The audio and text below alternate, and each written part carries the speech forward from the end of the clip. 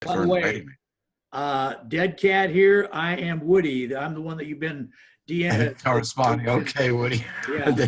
Now, there's a reason. I want to explain this before we go, and we are recording. Thumper's recording this, and his there's a reason why we use the anon names. Now, in some cases, some of the guys on the channel are using their actual names. In Thumper's case, his actual name is attached to a business, a business out in the regular world. Well, he saw my email, and so if he saw the return address there, that's one reason why I don't put my actual name out there. It's not that I'm ashamed of it. I don't want to imply that I might be profiting off of what we're doing here, because this is all volunteer, and this is all, the mission is the most important thing here, and that is wake people up. Well, I totally agree. I do use my real name. I've been using my real name since it was given to me. I'm a target, but I was a target long before I had any concerns about being really in the public eye. And once you're a target and they finally nail you, everything that you do is public. So it really doesn't make any difference anymore. So, and I turned around and I pissed them off, plain and simple. I wrote the truth, something that nobody else wanted to, back when nobody knew, or very few people knew the real truth. And those who talked about it faced a lot of difficulty. Talk about persecution of the early truther movement. Mm-hmm. Mm-hmm.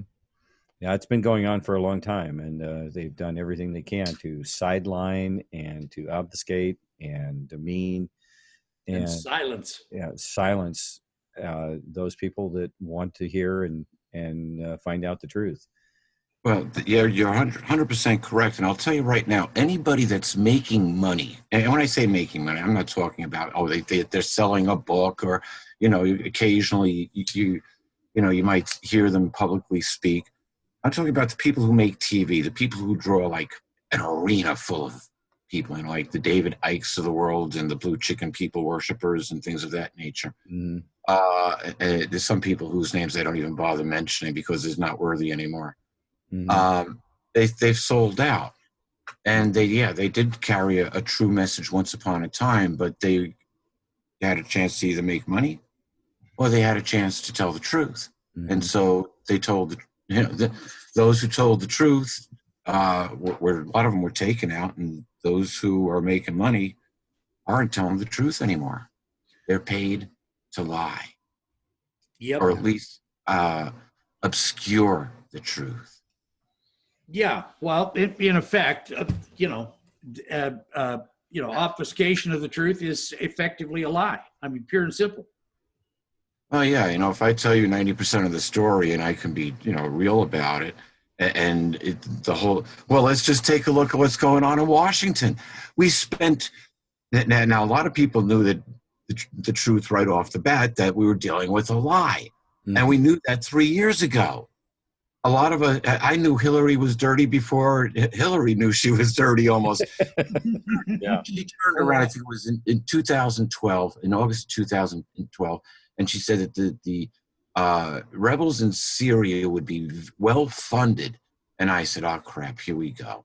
And it took a little while to come to fruition, but we had a total of two events in 2012, 12/21/2012, the event that the end of the world that never happened, but it was supposed to be the end of the Long Bakhtun, the long Mayan Bakhtun. However, they screwed it up. You see, that wasn't the end of the long Mayan Bakhtun. I don't know whether they dropped them 0 year or forgot, whatever they did. They went back and they recalculated, and nobody talked about this. They recalculated the end of the long Bakhtun to be December 16th, 2013. And you know what didn't happen on that day? We never got to see Quetzalcoatl in the evening sky. We never got to see the return of the Mayan snake god. You know what we got to see on the 15th of December, 2013? We got to see the end of a 10-day ritual funeral of a man who died twice, Nelson Mandela. And that ritual funeral started on the 5th of December. Now, what I'm talking about, the sign of Quetzalcoatl, the Mayan snake god, why we didn't see that is because it was going to be the December 16th. Had Comet Ison survived its trip around the sun, it would have been perfectly aligned with Venus in the evening sky. And Venus was gorgeous. I remember looking at it. And it would have looked like a giant exclamation point. The feathered serpent god coming back. But now, if you go, and I watched this in live real time, Comet Ison going around the backside of the sun. I'm watching it, and it was one of the Soho images I was watching on the live feed, and here it comes around the backside of the sun, and I'm like, what the hell is going on here? Why is that coma blowing perpendicular to the solar winds? Something blew up Comet Ison. A comet's tail, or the corona, will always blow away from the sun. It's the solar winds which blow it. Now, all of a sudden, the tail is going right across the solar winds. There's only one way that could possibly happen, and that's a greater force blowing up Comet Ison and destroying it, blowing the debris against the solar winds. That's the only explanation. So what's strong enough to destroy a comet while it's coming around the backside of the sun? Well, we're kind of being led to believe that we have been given a weapon that can actually create an electromagnetic force field that can do exactly what you're describing. It could very well be, but what's the significance? Think about this. What's the significance of destroying Comet Ison? Was it in a collision course? No. They didn't want that sign to be visible. Yep. So now let's take a look at this. It was a sign of what? A Mayan god, was it not? Okay, so why was this sign of the Mayan gods destroyed? Question mark. Well, it the sign of the gods. The return of the gods. Again, the Mayan calendar and all of the hype that all of that got, and it turned out to be a big nothing burger. Oh yeah, because it was the wrong date. It was the wrong date, and even if you looked at the right date, it was a big nothing burger. Why? Nothing happened. Right. But what we saw was a lot of sequential events, and what we saw actually back, I think it was June 26th, 2013, after getting a court order to take Nelson Mandela off of life support.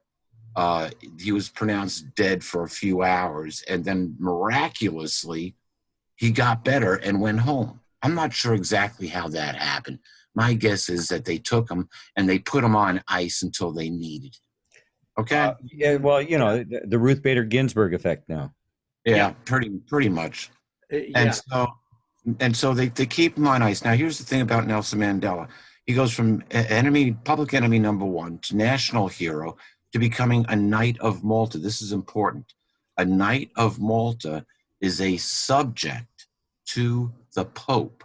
Just as a knight would be subject to the king, the Knights of Malta are subjects to the Pope. They don't answer to anybody else. They're above the law of the land. Keep that in mind too. So now here, that they postponed Nelson Mandela's funeral till when? December 5th. Interesting. Now, if you look at the guest list for that funeral, you have some very, very powerful people attending that, world leaders. And we're talking about everybody from royalty to even Obama, who gives a public speech standing next to a man, signing in a language that nobody can understand. I'm talking using sign language, like he's interpreting Obama's words. This man was found insane, too insane enough to stand trial for a planned murder. It was called in South Africa a necktie murder, where they put a tire around a live person and light it on fire and burn the person alive. He was found too insane to stand trial for that. His accomplice wasn't. So how does this insane murderer get to stand next to the President of the United States signing in a language that nobody understands. Interesting. My mother's an American. She's a certified American Sign Language interpreter. My grandparents were deaf, so she grew up from birth. Sign language was her primary and first language. And she couldn't understand what he was saying. So are you saying the guy was up there just waving his hands in the air? Well, he was signing something. Exactly what it was, nobody around the world could understand. And that was one of the strange things about this. But when they interviewed this guy later on, he said he saw this stadium filled with angels. Interesting. Interesting. What now, it's kind alleged, of angels were these? Yeah, exactly. Now, there's one other coincidence that goes on here, and it actually happens twice. The first time is in 2012, and the second time is in 2013. And this is where they find the God part.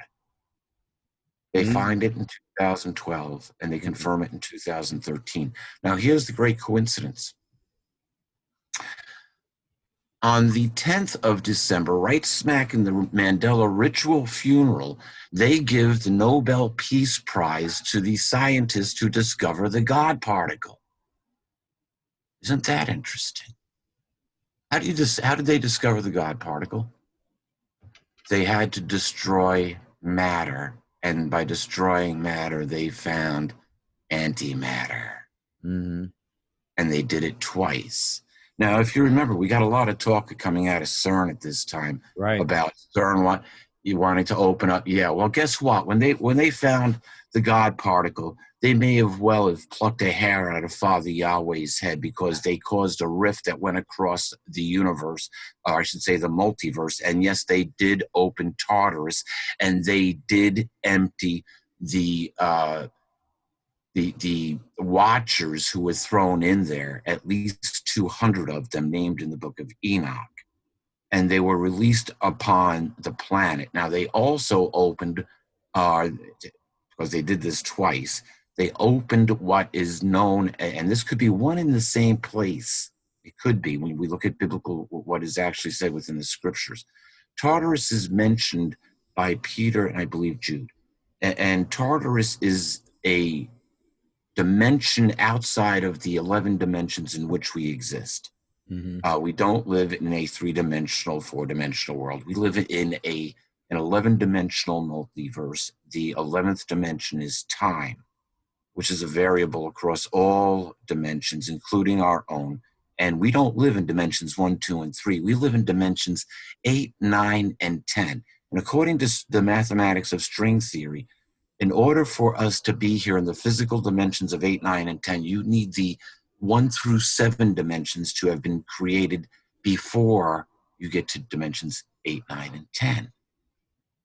Now, based on fractal science, we could safely assume, because we're basing this on what has gone from theory to science because it reproduces so well.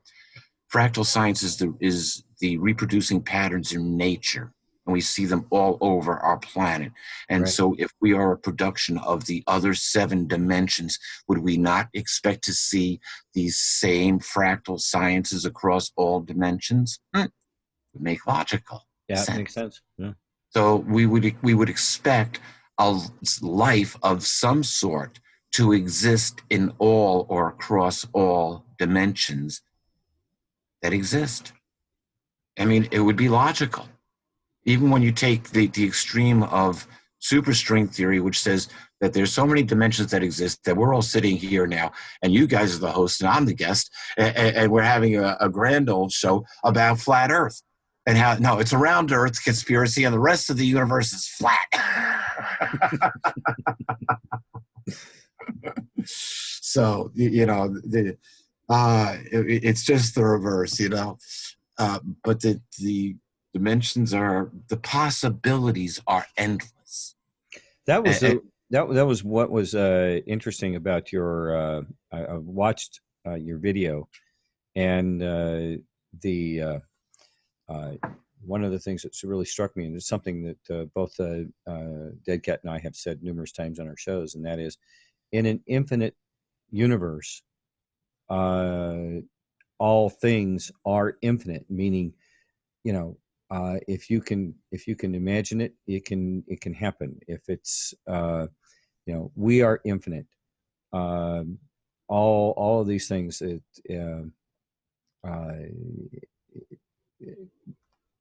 wrapping your head around that is a whole nother question.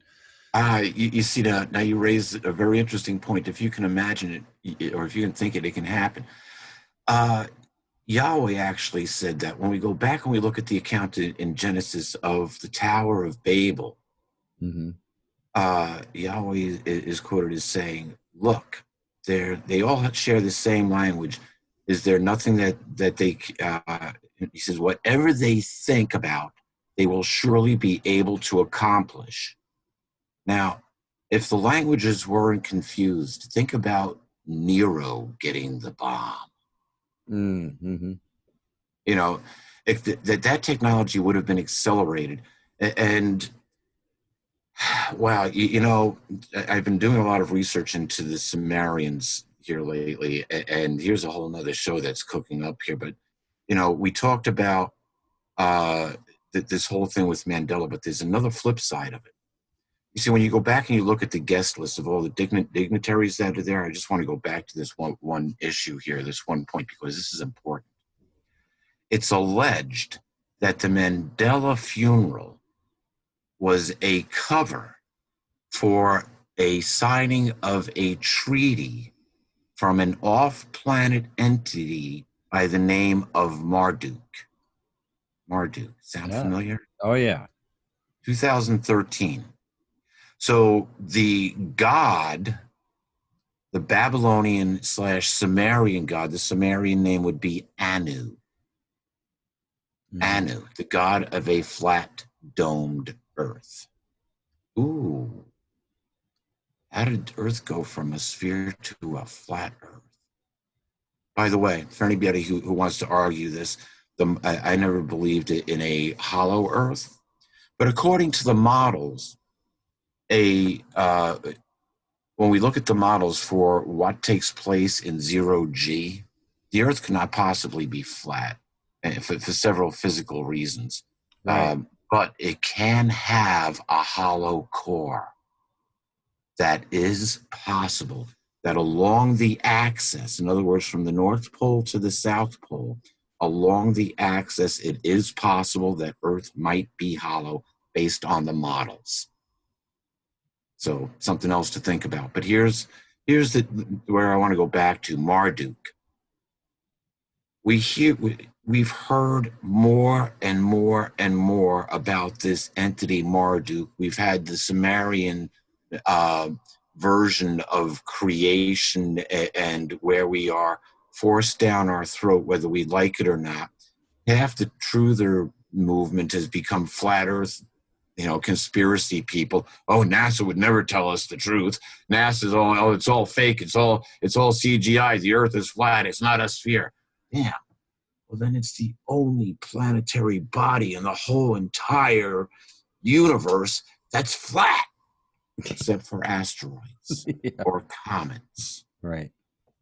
Once upon a time, it was a molten ball of gas, which became a molten ball of liquid, which cooled down to form a crust upon it. And then sooner or later, enough water landed on it through asteroids and comets and other things, because we find that water, it would make sense that water is like one of the second most common elements or compounds in the universe. Every star starts off as hydrogen. Well, and that's the thing, the chemical process alone, just from the chemicals from the gases, would eventually produce water as well. Yeah, exactly. You burn hydrogen in a hydrogen burning vehicle. What do you get? Water. Yeah, so it would only make sense. Now you go back, it's interesting, you go back to the scriptures, and it says, right in Genesis 1, chapter 1, verse 2, it says, God's Holy Spirit moved to and fro over the watery deep of earth. Well, we're talking about earth, but wait a minute. If we're talking about the creation of a whole new dimension, wouldn't that active force move to and fro over every watery body in the universe? Kind of like, the Big Bang. All of a sudden, you've got another energy force which activates water. Mm-hmm. So wherever there's liquid water, guess what happens? Life starts. And so you want to create simple proteins, pour distilled water over hot pumice, hot lava. And what happens is it starts to produce simple proteins, just a normal reaction. So all you need is an active force to start to arrange those simple proteins. Now, here's the interesting thing. Our DNA is simple proteins. Since they've mapped out our genome, what they have found is that human DNA has the information to recreate every piece of life here on this planet that's ever existed, right down to the cyanobacteria. So yeah, you ever get your T-Rex on? It's in your genes. Yeah, I remember listening to your video, and you were mentioning that all of that, it's not junk DNA, as we've been led to believe. Oh yeah, it's just there. Don't worry about that. But not true. But what does that mean? If it's all there, if all of that information is within our DNA, what does that mean? Wouldn't that indicate that we are the pinnacle?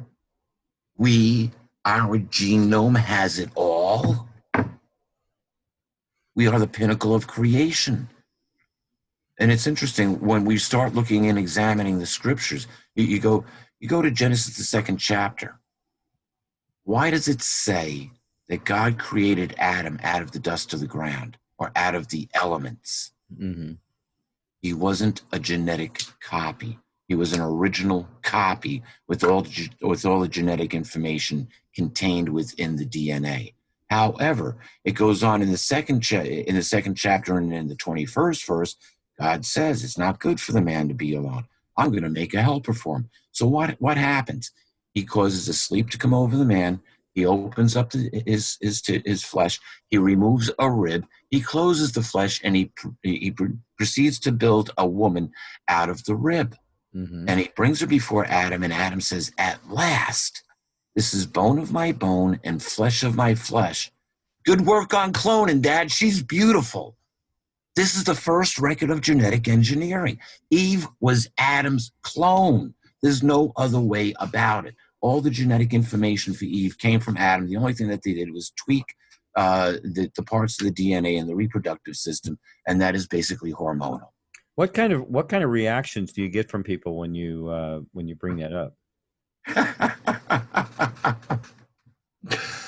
Oh, years ago, this was just before I published Letters to Earth. I was going out I started dating this nice Catholic woman, and I told her about Genesis. I told her exactly this what I just quoted to you guys, and she got it. And I said, "Hey, this week when you go to church, go tell your priest." She said, "Tell him, Holy Mystery solved, Father." And she said, I will. She was all excited about it. Never heard from her again. She's probably still praying, saying Hail Marys for that sin. Well, from what we're finding out about I'm sorry, go ahead, DT. Are you muted, buddy?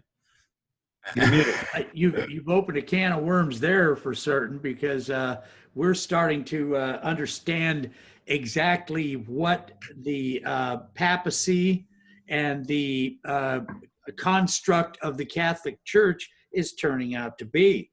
Oh, without a doubt. And Alex, we'll get to that here in just a minute.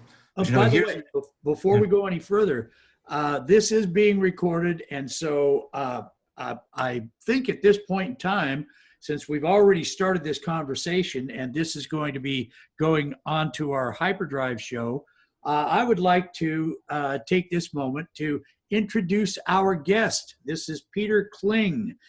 He's had a storied career of his own videos and producing and creating content that all of us here are going to want to dive into, I'm certain, after we present this show. So if you want to, kind of give us a overview of your accomplishments so far. Who is Peter Kling? Oh my goodness. In a nutshell, we're talking about genetics. 500 years ago, my ancestors started helped Martin Luther start the Reformation against the church. I didn't find this out until the spring of 2016, 3 years ago. But it's interesting.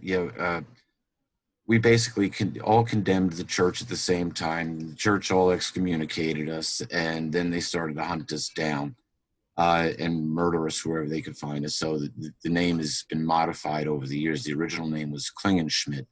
And all I knew about my ancestry up until that point is that we were bell makers.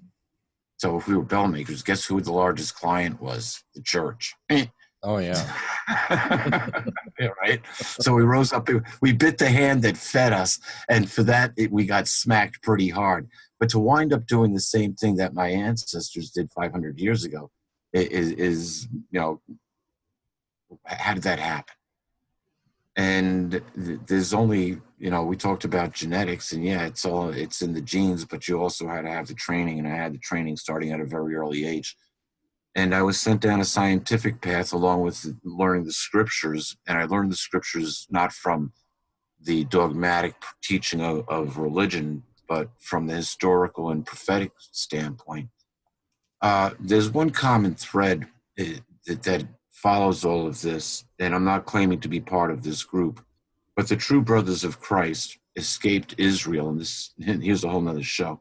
They escaped Israel in 73 CE, and they moved to the mountainous regions of Asia Minor. They became the 7 congregations. Now, they all kind of vanished pretty much after the 1st century. We don't know much about them, but they seem to pop up again during the Reformation. Then after the years of the Reformation, they all kind of vanish again, and they pop up again at the turn of the last century, pretty much with the evangelical movement that started in the 19th century. But it was guided to a point where true knowledge and true understanding and education was starting to be revealed again. And so oddly enough, my mentors were almost all old German people. And yeah, so there's this unseen connection that takes me back quite a ways, 500 years doing this. And oddly enough, when I was 18, I had my own alien situation go on. I won't say I was abducted, but I went along willingly, but it didn't end well. And here's the odd thing. There was never any ship involved. The people, the entities who transported me looked very human, and we always went underground. Mm-hmm. And since this was brought up a few years back, I often wondered if this was Homo capensis. But because I started questioning who they were, I guess I upset them, and they essentially told me they were going to kill me. And that was at 18. Since then, I should have been dead 16 times, was once, and got sent back. So I've had a lot of practice not dying. Wasn't your time. And it still isn't. I have a very long future. I've been shown things deep into the future. We have a fantastic future ahead of us, but we got to get over this part that we're facing right here and now. And that begs the question. How do you find things now lining up with Bible prophecy? We're right on track. Well, I should say we're on track as far as prophecy being revealed. Okay. Scriptures say it will be revealed in its due time. I've been following prophecy right along, and I should say I've been studying it. And you look for the events to happen, and especially the big one. When's Armageddon start? When the second plane flew into the World Trade Center on 9/11, 2001. I thought this was it. This is it coming. This is the start. 18 years ago now almost, right? Mm-hmm. Where are we? Where are we in the stream of prophecy? Well, we're not getting any further away. That's that's a matter of fact. And as I mentioned earlier, Well, the recent happenings over in the Middle East right now, there's a lot of things lining up without a doubt, that are falling right into Bible prophecy, where you have Saudi Arabia and everybody, everybody starting to attack Israel. And now let's take a look at this. Whenever you see encamped armies surrounding, believe this was recorded in Mark or Luke. Jesus says it a little bit different in Matthew, but it says whenever you see Israel surrounded by encamped armies, then it's time to flee to the mountains. I can quote it a little bit better from Matthew because I use that a lot more. Matthew 24, verse 14. In the 24th chapter, Jesus' apostles are asking him what would be the sign of his return. And so he starts going, well, you hear wars and rumors of wars. There'd be earthquakes in one place after another, and there'd be food shortages in one place after another. We just had an earthquake, a 7.7 earthquake over in Papua New Guinea, just actually off the coast, and that was today. So, yeah. I like to point back at Fukushima. You want to talk about earthquakes in one place after another? Fukushima, we know, isn't on purpose, okay? yeah, that was manufactured. Yeah, absolutely. However, the over 17,000 earthquakes that triggered, that happened up until they finally started to subside in September, were certainly one place after another for Japan. Mm-hmm. 17,000 earthquakes in what? 6 months? Yeah. Imagine the ground never stopped quaking. They knew just where to hit it to cause major issues for Japan. And here we know that they were trying to take down the Japanese economy, which they almost did. Where are we? Let's take a look at what's going on in Washington. We see that Washington has been ruled by a group of lawless individuals, right? Mm-hmm. To say it kindly, yes. Yes. Yeah. That's a kindly way of saying it. Yeah, a very kindly way of saying it. Yeah. And we see that it's been that way at least since the Clintons, right? I mean, what's their body count up to now? Is it unofficially like around 80, or is it in the hundreds? 112, I think I heard. I'm thinking it's somewhere up around 149, something like that. That they can directly or peripherally connect up to the Clintons. Think about that. Think about that. Yeah, that's so they're incorporated on a grand scale. So that they are literally allowed to get away with murder.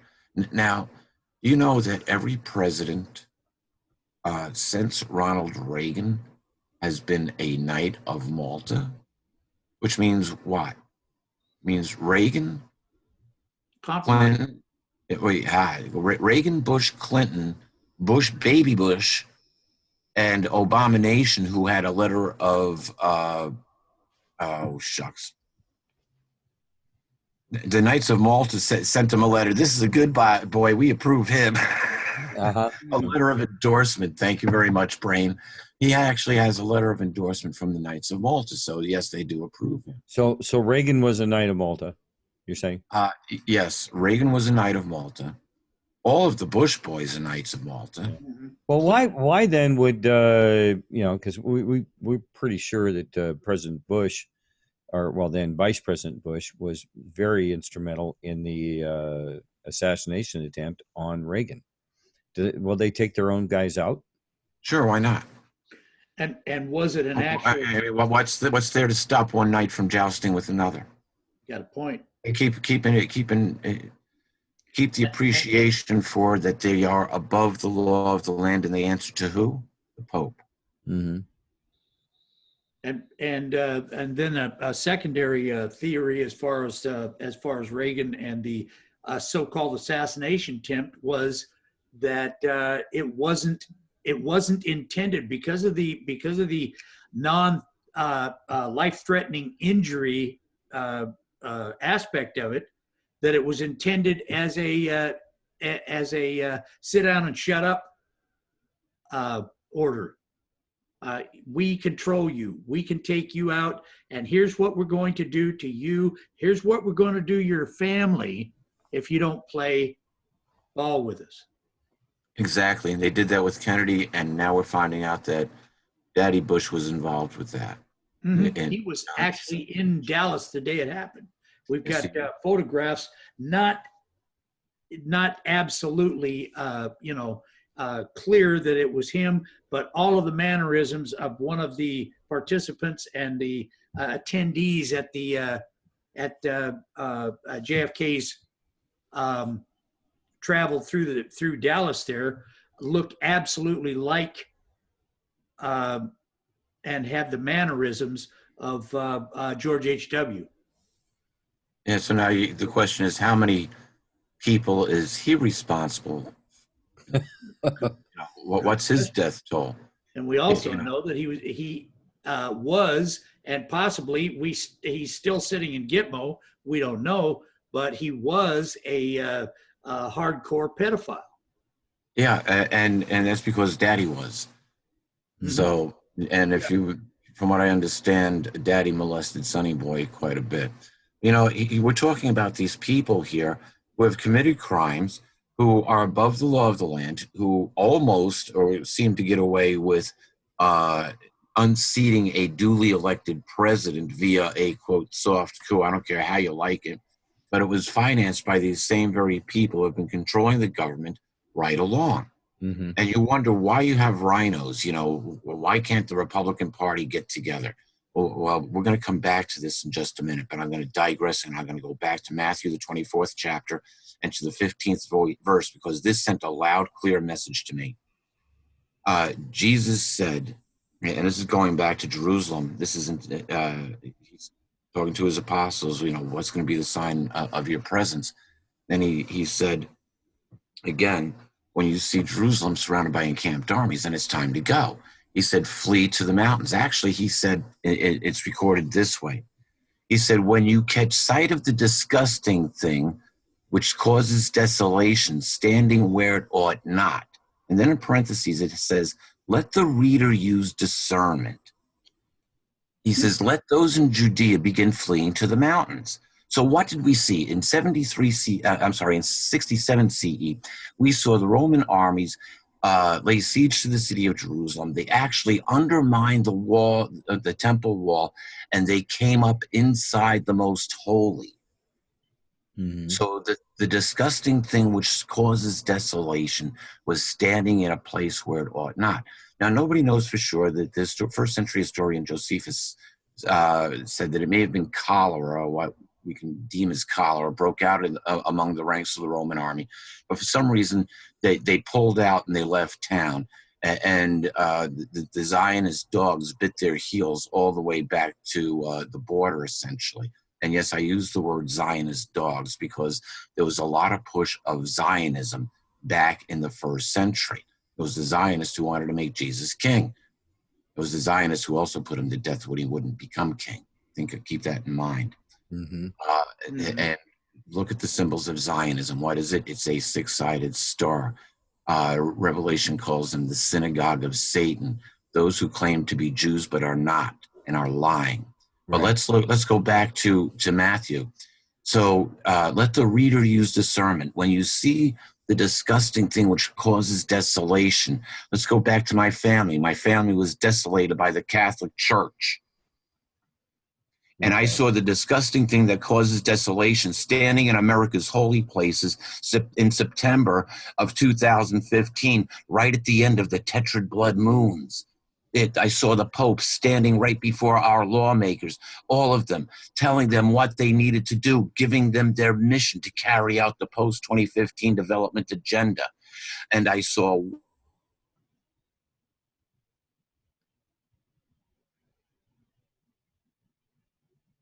Oh, where'd you go? You there, Peter?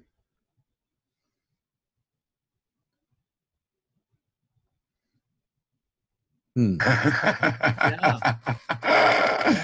No, I've heard you all the way through. I think Thumper lost you. Yeah, I lost the audio there for a moment. Oh, okay. Well, I was just building to the crescendo there. Well, when we get over the target, sometimes it happens. Oh, it used to happen to me all the time when I was doing my own radio show, and the owner of the network said, "You got to be doing something wrong. You got to be doing something wrong." I was like, "No, man, I'm telling you." Oh, it happens, and it just.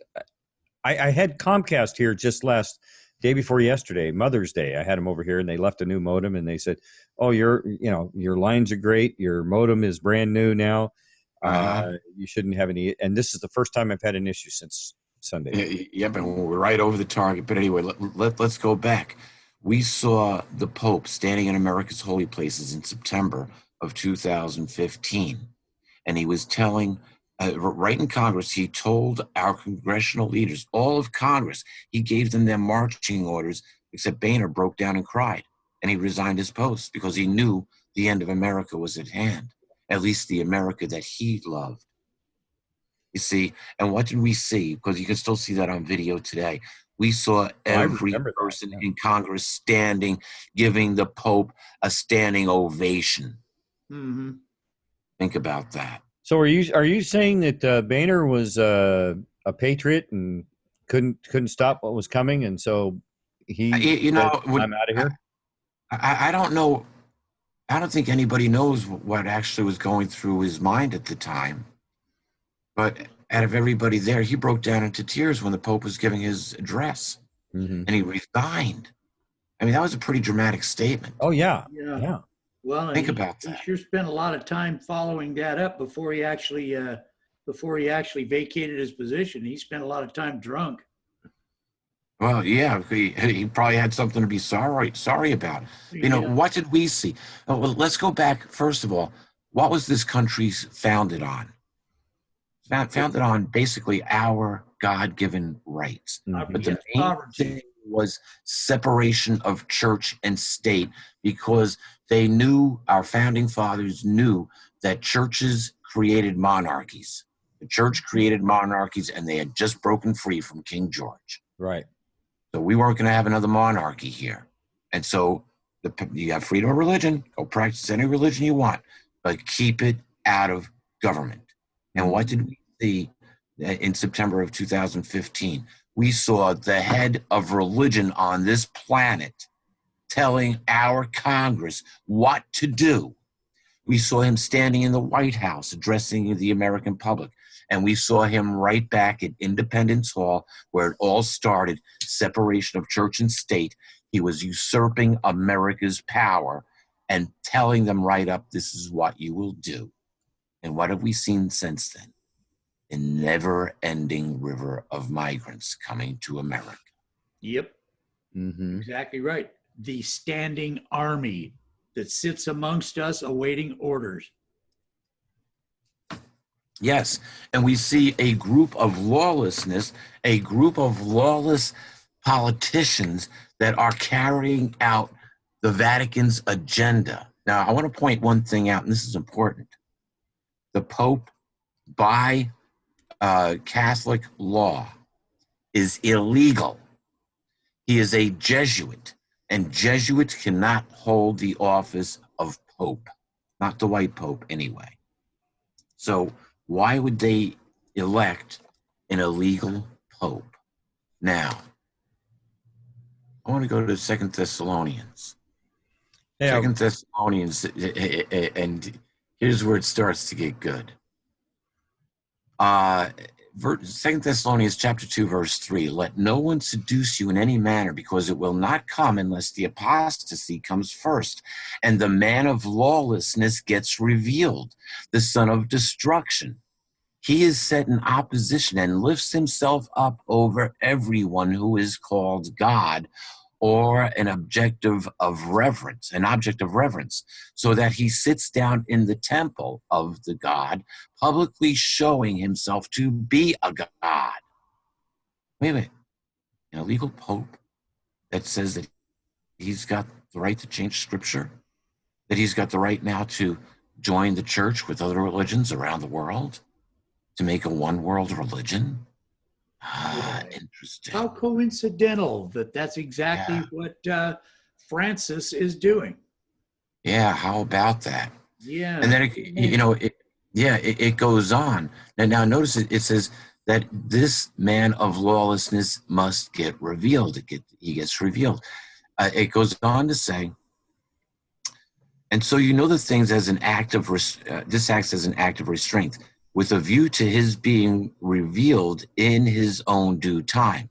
It is true, the mystery of his lawlessness is already at work, but only till he who is right now acting as a restraint gets to be out of the way. Indeed, the lawless one will be revealed, whom the Lord Jesus will do away with by spirit of his mouth, and bring to nothing by the manifestation of his presence. So what has to happen is this lawless class, it's not just one individual, it's a lawless class of people, has to be exposed. How do you bring down a religious empire? Let the children speak. Yeah. Well, and let's backtrack on that just a bit and recall that considering the Catholic Church being at least population-wise, the largest, quote, Christian church on the planet, the level of deceit, the level of deception that has been foisted upon the Christian community, worldwide Christian community, by the fact that the Catholic Church is accepted as probably the premier arbiter of Christian faith throughout the world. Isn't this deception exactly what the satanic effort has been throughout history? Well, yeah, and it's growing. You see, we got to actually look back to the roots of the church, I guess, to comprehend this totally. And this takes us back to the Anunnaki, interestingly enough. Now, we can thank Zechariah Stitchin for turning around and opening up this can of worms, because essentially now the Anunnaki texts have replaced the Bible. The book of Genesis, the first 5 books of the Bible, the Pentateuch, has been in print continuously for 3,500 years. Think about that. 3,500 years. The Sumerian texts, which have just recently been uncovered, when I say recently, let's say within the past 50 to maybe 100 years, but it took an interest in learning how to decipher cuneiform writing, and then it took access to these texts that were in Sodom. A lot of them were still in Iraq. So you had to get over there, which brings us to an Iraq war, looking for a very interesting tomb, allegedly the tomb of Nimrod, which was alleged to have a alien weapon of mass destruction. And so that's why, let's see, it was the opium fields being destroyed by the Taliban is why we went to war with a bunch of cavemen who we claimed to fly aircraft into our skyscrapers. And it was because of an alleged alien weapon within the tomb of Nimrod, which was found, which is why, there's weapons of mass destruction in Iraq. Mm-hmm. Yeah, it could have been. So who knows? They were digging them up because Marduk was coming. And so you see, we have a constant exposure to the Sumerian text as being the real deal. Keep one thing in mind. You see, the big twist is on the Abrahamic Covenant. Why do they want to twist the Abrahamic Covenant? In order to change who the Messiah gets to be. Because they rejected Jesus, Yeshua. Change the bloodline. There you go. There you go. Change the bloodline to who actually comes down as the Messiah. But not just that. It's who has the Abrahamic Covenant right, who has the rights to that. That was a covenant set up between Yahweh and Abraham. So now, why is that so important? Let's take a look at Abraham's history. Abraham came out of the city of Ur. Ur, in its day, when Abraham lived there, was like being in Dubai, you know, a showcase city of the world. They had everything there. But what happened? Yahweh said that it was said that he was a friend of Yahweh. And so he left essentially a beautiful, fantastic city and lived in tents as a herdsman in a foreign land that was promised to be his. He was taken out of the Sumerian Empire and moved because of one God, this God that didn't have anybody around. Nobody was worshiping Yahweh. They were all worshiping Siriamis or Nimrod or Tammuz or Enki or Elki or whoever else was in that pantheon of gods. Yahweh is just given a little lesser mentioned. Right. But interesting, a nation comes out of this line, defeats all of, as long as they obey the laws, they're safe. Their enemies cannot defeat them. Mm-hmm.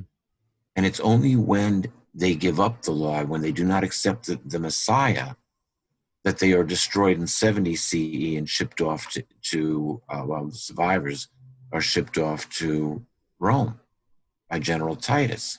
And that's now we're talking about the formation of the Holy Roman Catholic Church. You see, this story just gets better and better once you start doing the research to how this starts. What most people never get is that by the end of the first century, almost every Jew that was taken captive by Titus had bought themselves out, or they were bought out of slavery. The oldest Jewish settlement today isn't in the Middle East. It's in Italy. It's in Rome. Mm-hmm. It's like little Jerusalem in Rome. It's been there since almost 200 BC. It was set up as a trading center. So, you know, Rome didn't have a quabble with the Jews per se. They had a quabble with the leaders of Jerusalem, and so they took them all captive back to Rome. They killed all the lesser people, and they took all of the upper echelon and enslaved them. A great insult. Now, here's a question.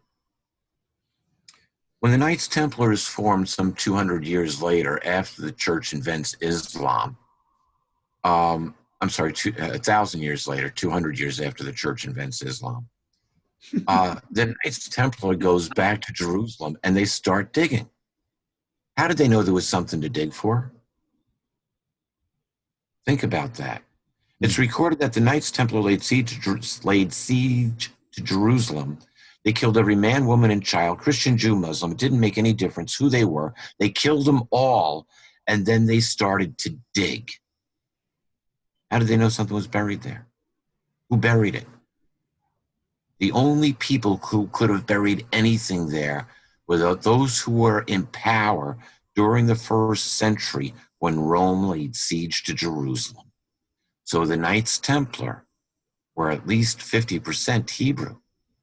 They were Jewish. Try to find that documentation. I spent days and could only find one story that said, or one document from the, I forgot when this was actually first recorded. I think it was recorded in the early 1400s, which started to tell the story that it was a Hebrew family which volunteered and made up the first of the Knights Templars. But the church had to have its say, and so, you know, they had to send along what is now Jesuit party. And so you have two riders on one horse. Oh, but they were really poor, so they had to share a horse. Wait a minute. They're sanctioned by the Jews and their knights. And the other half is sanctioned by the church and their knights. How poor could they be? In 300 years, they were the second most powerful entity in Europe, next to the church itself. Right. They enslaved King Philip the Fair, who had them banned and outlawed, and them and their treasure vanished. And so here we have the story of national treasure somewhere. But it's interesting. When we look at this, who controls our banking system? The Jesuits and the Zionists, right? Mm-hmm. Who controls the banking system of China?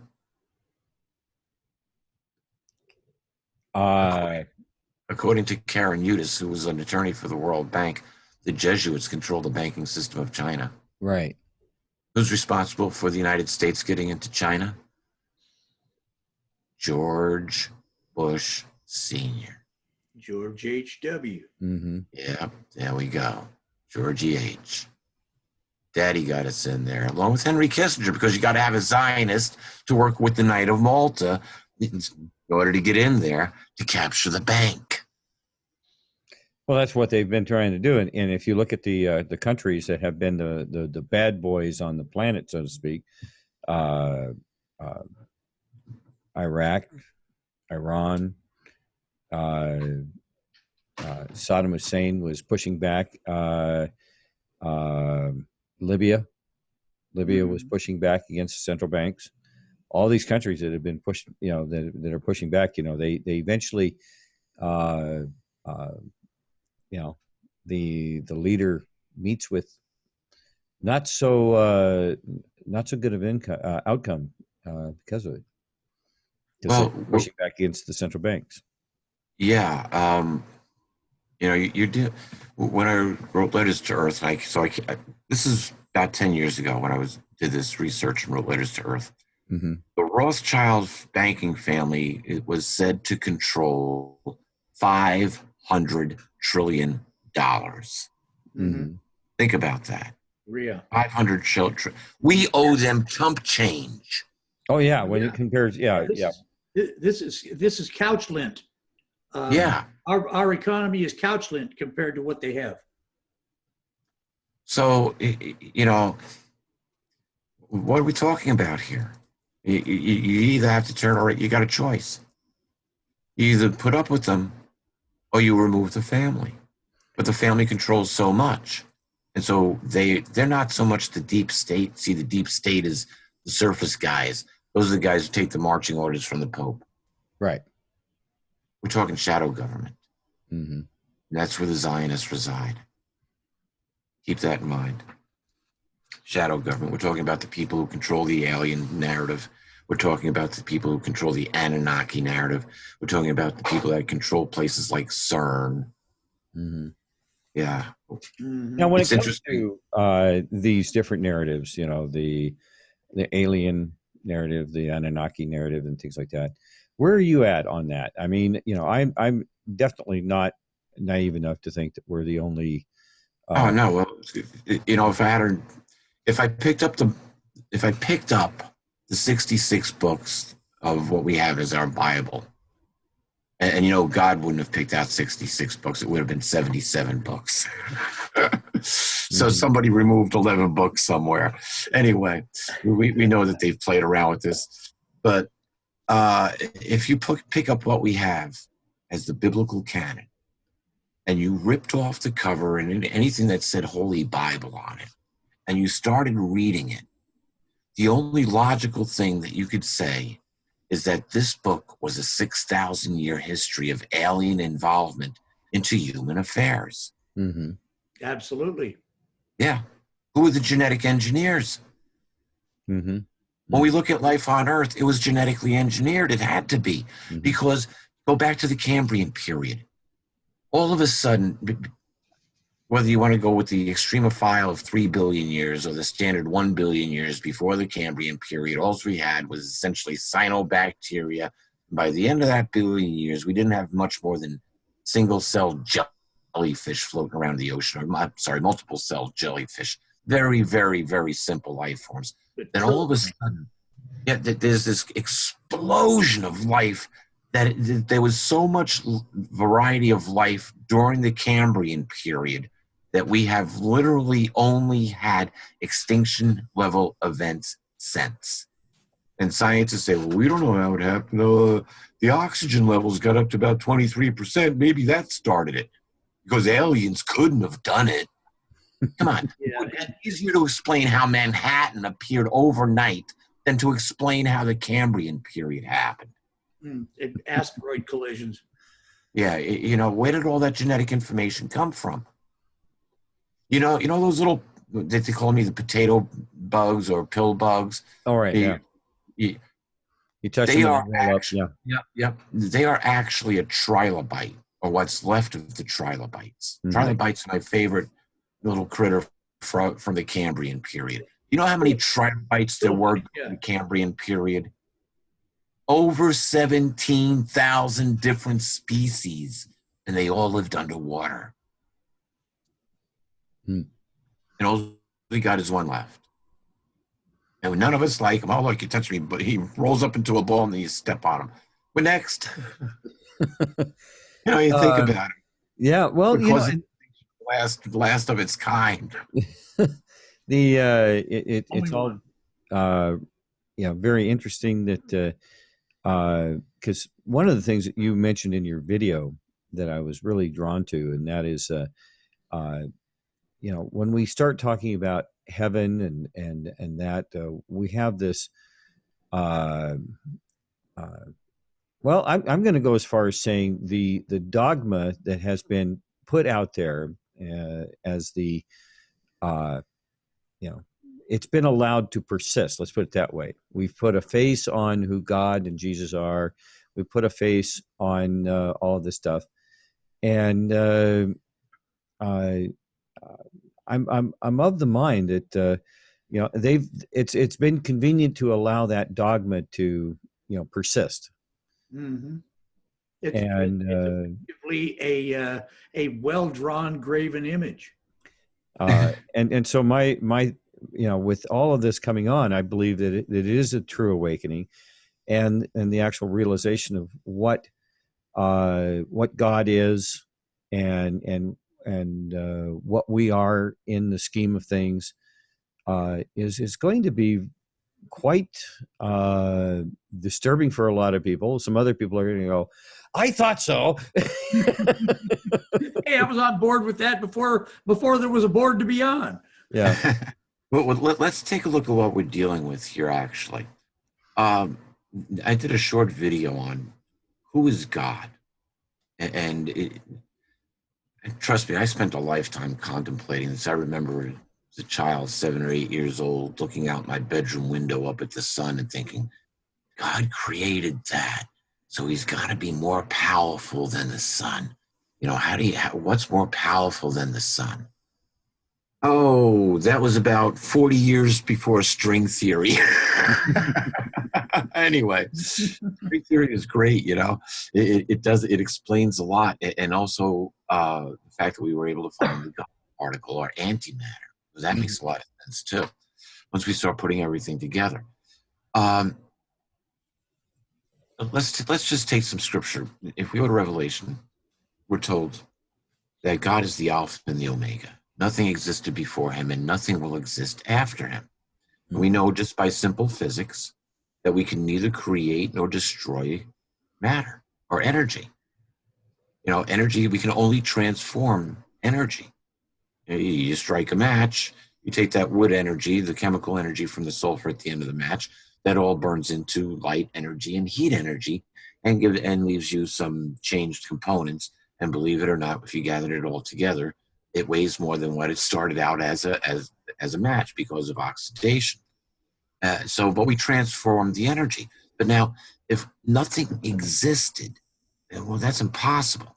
The only thing that could have existed is pure energy. Energy in its most pure form or dynamic shape, however you want to look at it.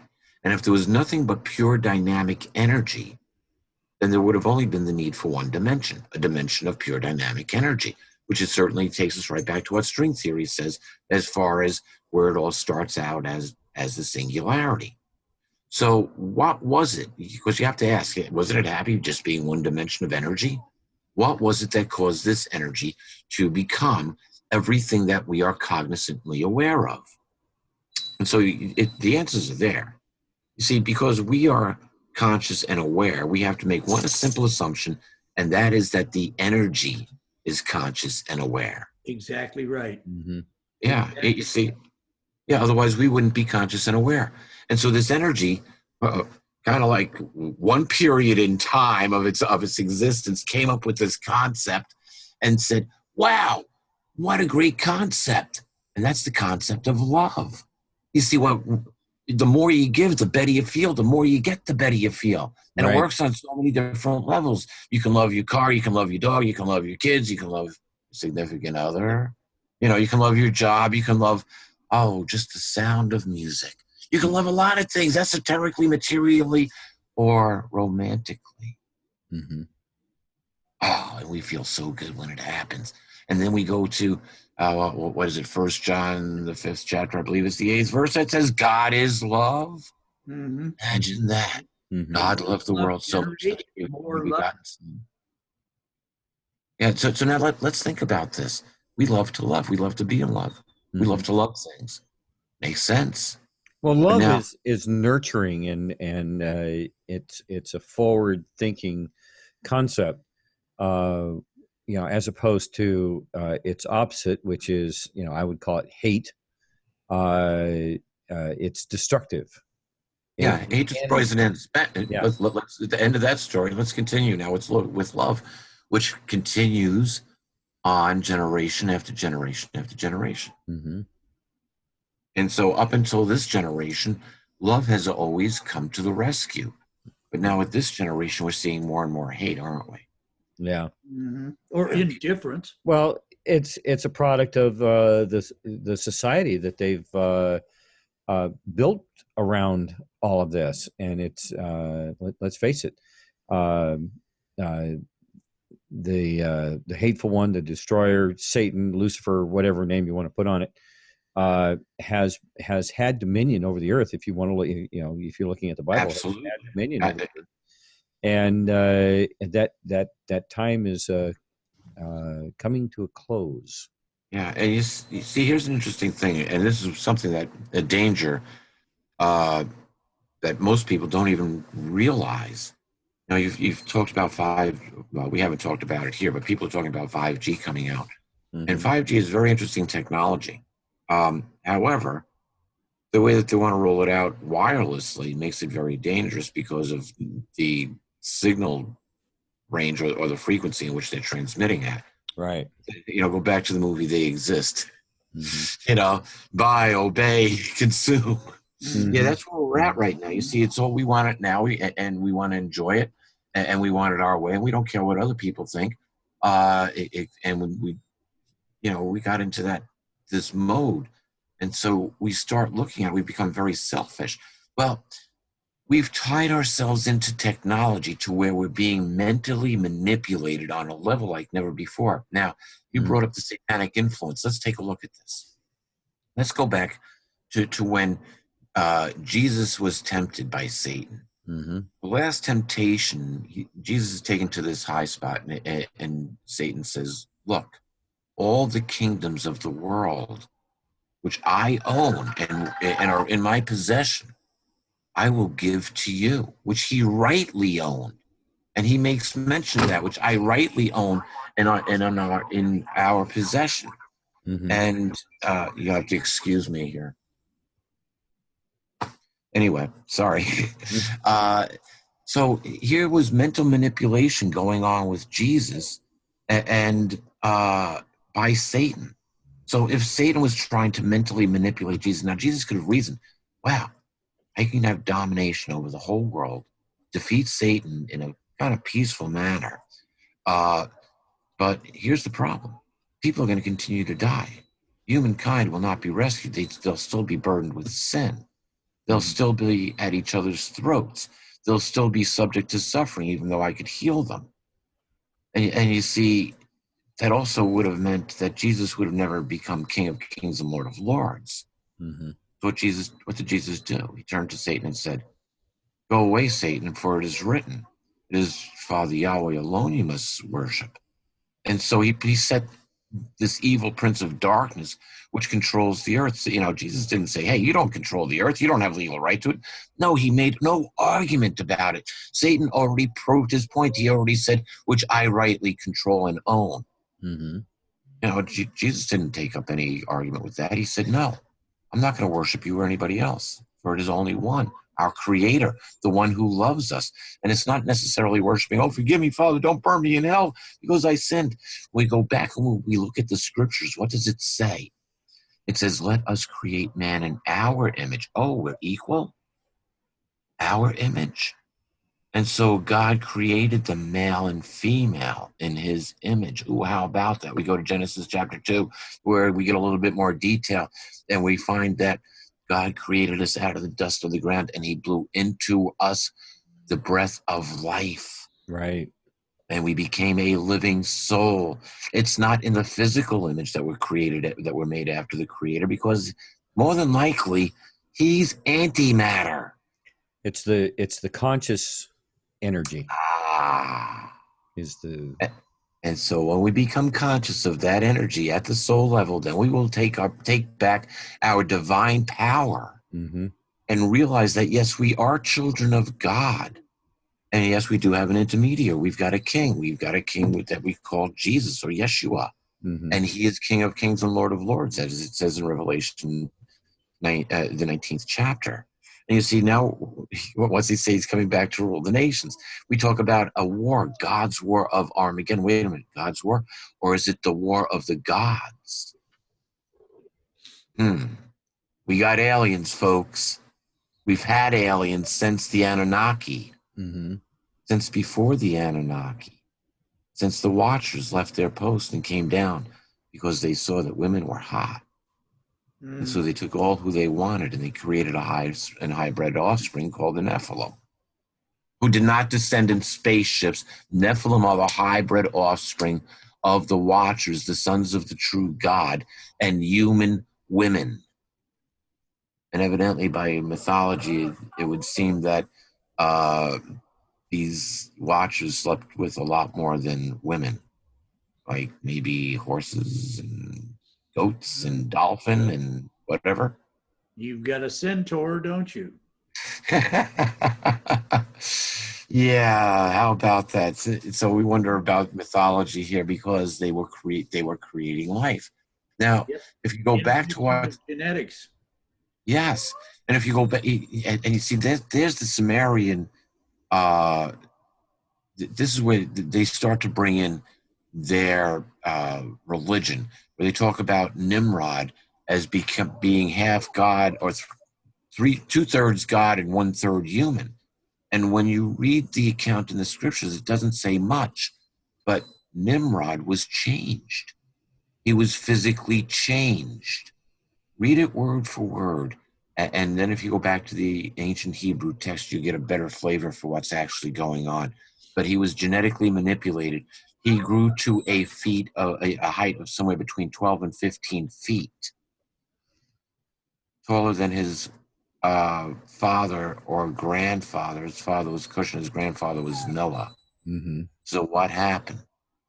And so we have the beginning of what I would call the second alien invasion of Earth, which is the Sumerians or the Anunnaki starting the Sumerian Empire. And every religion on the planet can trace its roots right back to the Sumerian Empire. Why? Because the languages were confused at Babel. They slowly left off their building project, and they scattered around the world as they were told to do originally. Mm-hmm. Be fruitful, become many, and fill the earth. What were they saying about the Tower of Babel? Let us build a city into the sky so we can stay together for fear that we will be spread across the earth. They were keeping the technology centralized. and So now, control. yeah, exactly. Control. And when we look at the first three gods of the Sumerian Empire, which are actually after the first three rulers, Nimrod, Semiramis, and Tammuz, you have Nimrod, who was the sun god king, Semiramis, who was the queen mother and goddess of earth, moon, and stars, and Tammuz was the first star god child. According to secular history, Semiramis had had Nimrod murdered, and afterwards she became pregnant. Semiramis was a whore. She was a prostitute. That's how Nimrod found her, according to the story. And she had him murdered, took over his rule, and became pregnant. Big surprise. And she claimed the baby was Nimrod incarnate. So now she's the Holy Mother, and then you have the star god child. And within those three, we have the three main religions today. You've got the six-sided star of Israel, which is a sun symbol, the Merkabah, the symbol of the father, this or Nimrod. You have the cross or the uncross, which is a fertility symbol, which is what the church has. Originally we know it from Isis. And then you have what? The crescent moon and star.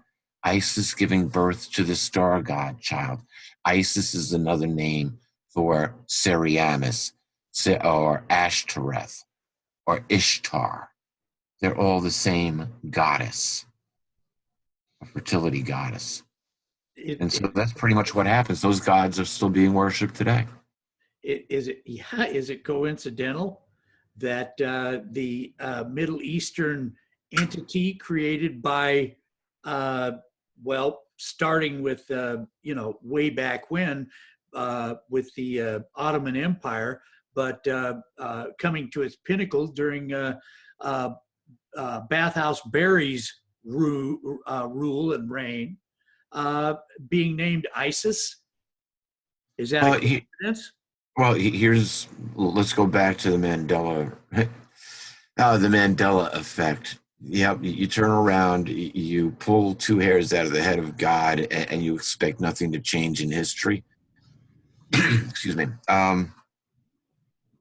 Right after we were done burying Nelson Mandela, we had an Ebola outbreak in Africa, which wasn't an Ebola outbreak. It was people dying from a vaccine they were testing. Funny, as soon as they got rid of the Red Cross, the Ebola outbreak went away.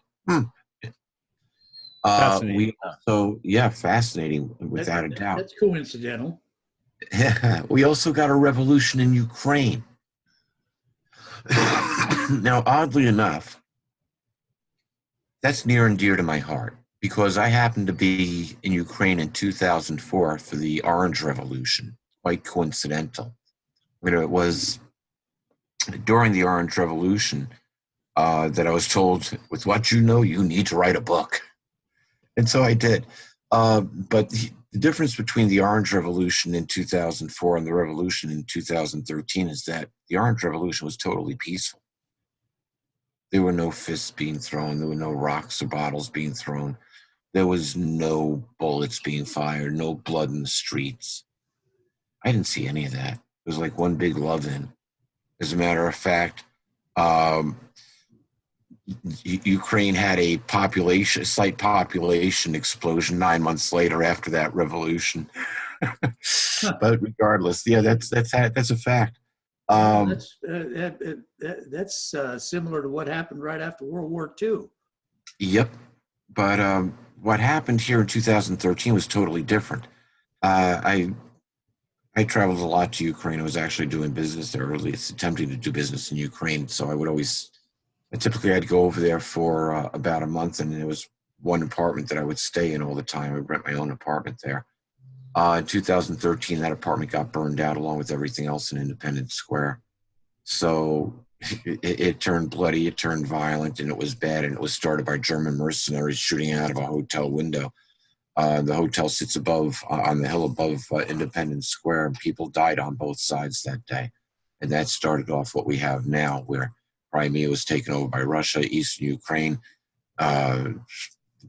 Company I was doing business with was in Donetsk, and allegedly that was hit with a tactical nuke and no longer exists. I'm not really sure what exactly went on there. But here again, Ukraine is in the spotlight in today, so there's more coming.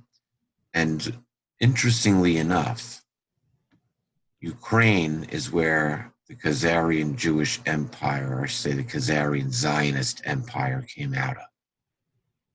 So watch Ukraine. Very unsettled area. The world's about to change very dramatically. We're going to see a lot coming out of Washington here exposing the man of lawlessness class. we're going to also, what Trump is doing now is planting the seeds for the destruction of the church. Because once all this pedophilia and human trafficking it gets exposed, it's going to run right up the flagpole, and it's going to bite the church and religion right in the butt. Oh, yeah. Drugs, and human are you- trafficking, first and second most profitable things on the planet. You can be assured the church is into it neck deep. Now, are you familiar with QAnon and following what's happening with Q even personally? Yeah, I've followed Q. I won't say right from the very start, but probably from the first month that he was putting stuff out. I followed virtually every post that's gone out. Mm-hmm. Future proves past. Mm-hmm. And I tell you, No doubt. you get a little glimpse to what's going on the inside, but I follow biblical prophecy. Mm-hmm. And here's an interesting thing. If we go to Revelation, the 16th chapter, and by the way, about 80 to 85% of the prophecies have either been fulfilled or are in play. In other words, they're in some sort of fulfillment, just as the man of lawlessness hasn't been exposed yet. They're playing out, yes. Barr is working on it. Yeah, absolutely. So we're seeing this come down. So we're about ready to see a lot of things. People can clearly see that these prophecies are starting to come about, even with Trump being tapped by the Jewish Sanhedrin. Trump and Putin. Now think about this. How much Russian collusion we've heard? 2 years of an investigation over Trump and Russian collusion. And why? I wonder if separate. Keep them apart, exactly. Keep them separate. Yeah. Now, the Jewish Sanhedrin tapped Trump and Putin to play the role of, Trump primarily, but both of them to play the role of of Cyrus the Great and rebuild the temple. Are they There's the one two problem. warriors? Well, if we go back and look at what happened historically, the Jews were in captivity for 70 years, and Cyrus the Great, who was a Persian, teamed up with Darius the Mede, and they diverted the waters of the Euphrates River and literally took the city with hardly firing a shot because there was a drunken orgy going on in the city of Babylon at the time. They literally walked in right under the city gates. And that was after 70 years of captivity. King Cyrus the Great died shortly thereafter, but it was King Darius who actually made sure that the Jews got back to their homeland, and he financed the building of their temple. So a promise was kept.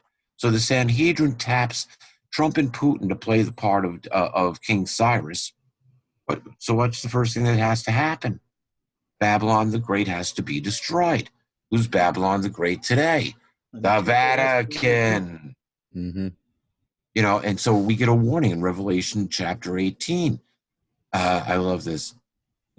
John says he hears, and I heard another voice out of heaven say, "Get out of her, my people, if you do not want to share in her sins, and if you do not want to receive part of her plagues. For her sins have massed clear up to heaven, and God has called her acts of injustice to mind. Judgment time." And so what do we see? Trump is planting the seeds to bring down what we would call Babylon the Great. Now, why would we pin this on the Vatican? Because the Vatican doesn't worship Jesus. They worship Mary. They deified Mary and worship the Holy Mother. And when you see the statue of Mary, she's standing on the earth with stars in the background. She's the mother, she's the goddess of the earth, moon, and stars. Anytime that you have had a government king or whatever who has taken on the veil of being the Pope is the emissary of God on an equal footing with God, and God doesn't like that. It doesn't work well for those people that do that, and they typically fall fairly quickly after doing that, and painfully. And yes, do you know what the correct pecking order is? Here's the correct pecking order: Father Yahweh, Jesus, you and me. Us. We're number 3. Nowhere in the scriptures does it say, oh, well, you're no longer the son of God. You weren't created in God's image. Nowhere in there does it say, but it says we're sinful. Why are we sinful? You know what the word sin means? Missing the mark. Exactly, to miss the mark. It was a word used for a bad archer. Right. You sinned, you missed the mark, you know. Mm-hmm. We will always miss the mark as long as we have imperfect human DNA. Mm-hmm. And there was something that I questioned, you know, because you read the account about this tree of knowledge of good and bad, and God, and Adam is told, the very day of your eating from it, you'll die, so don't eat from the tree. And so then you have the reptilian comes into play, and he tells Eve, who wasn't told directly by Father Yahweh, oh, it's a lie. You can eat from it. You can be just like God. Ooh, little did she know, she was already just like God. Mm-hmm. Yeah, you see, when does a fish realize it's wet? When it's out of water, Right. right? Mm-hmm. Can't breathe anymore, and it's getting dry here quick. Yeah. Throw me some water. Yeah. Yeah. Well, now I've got something.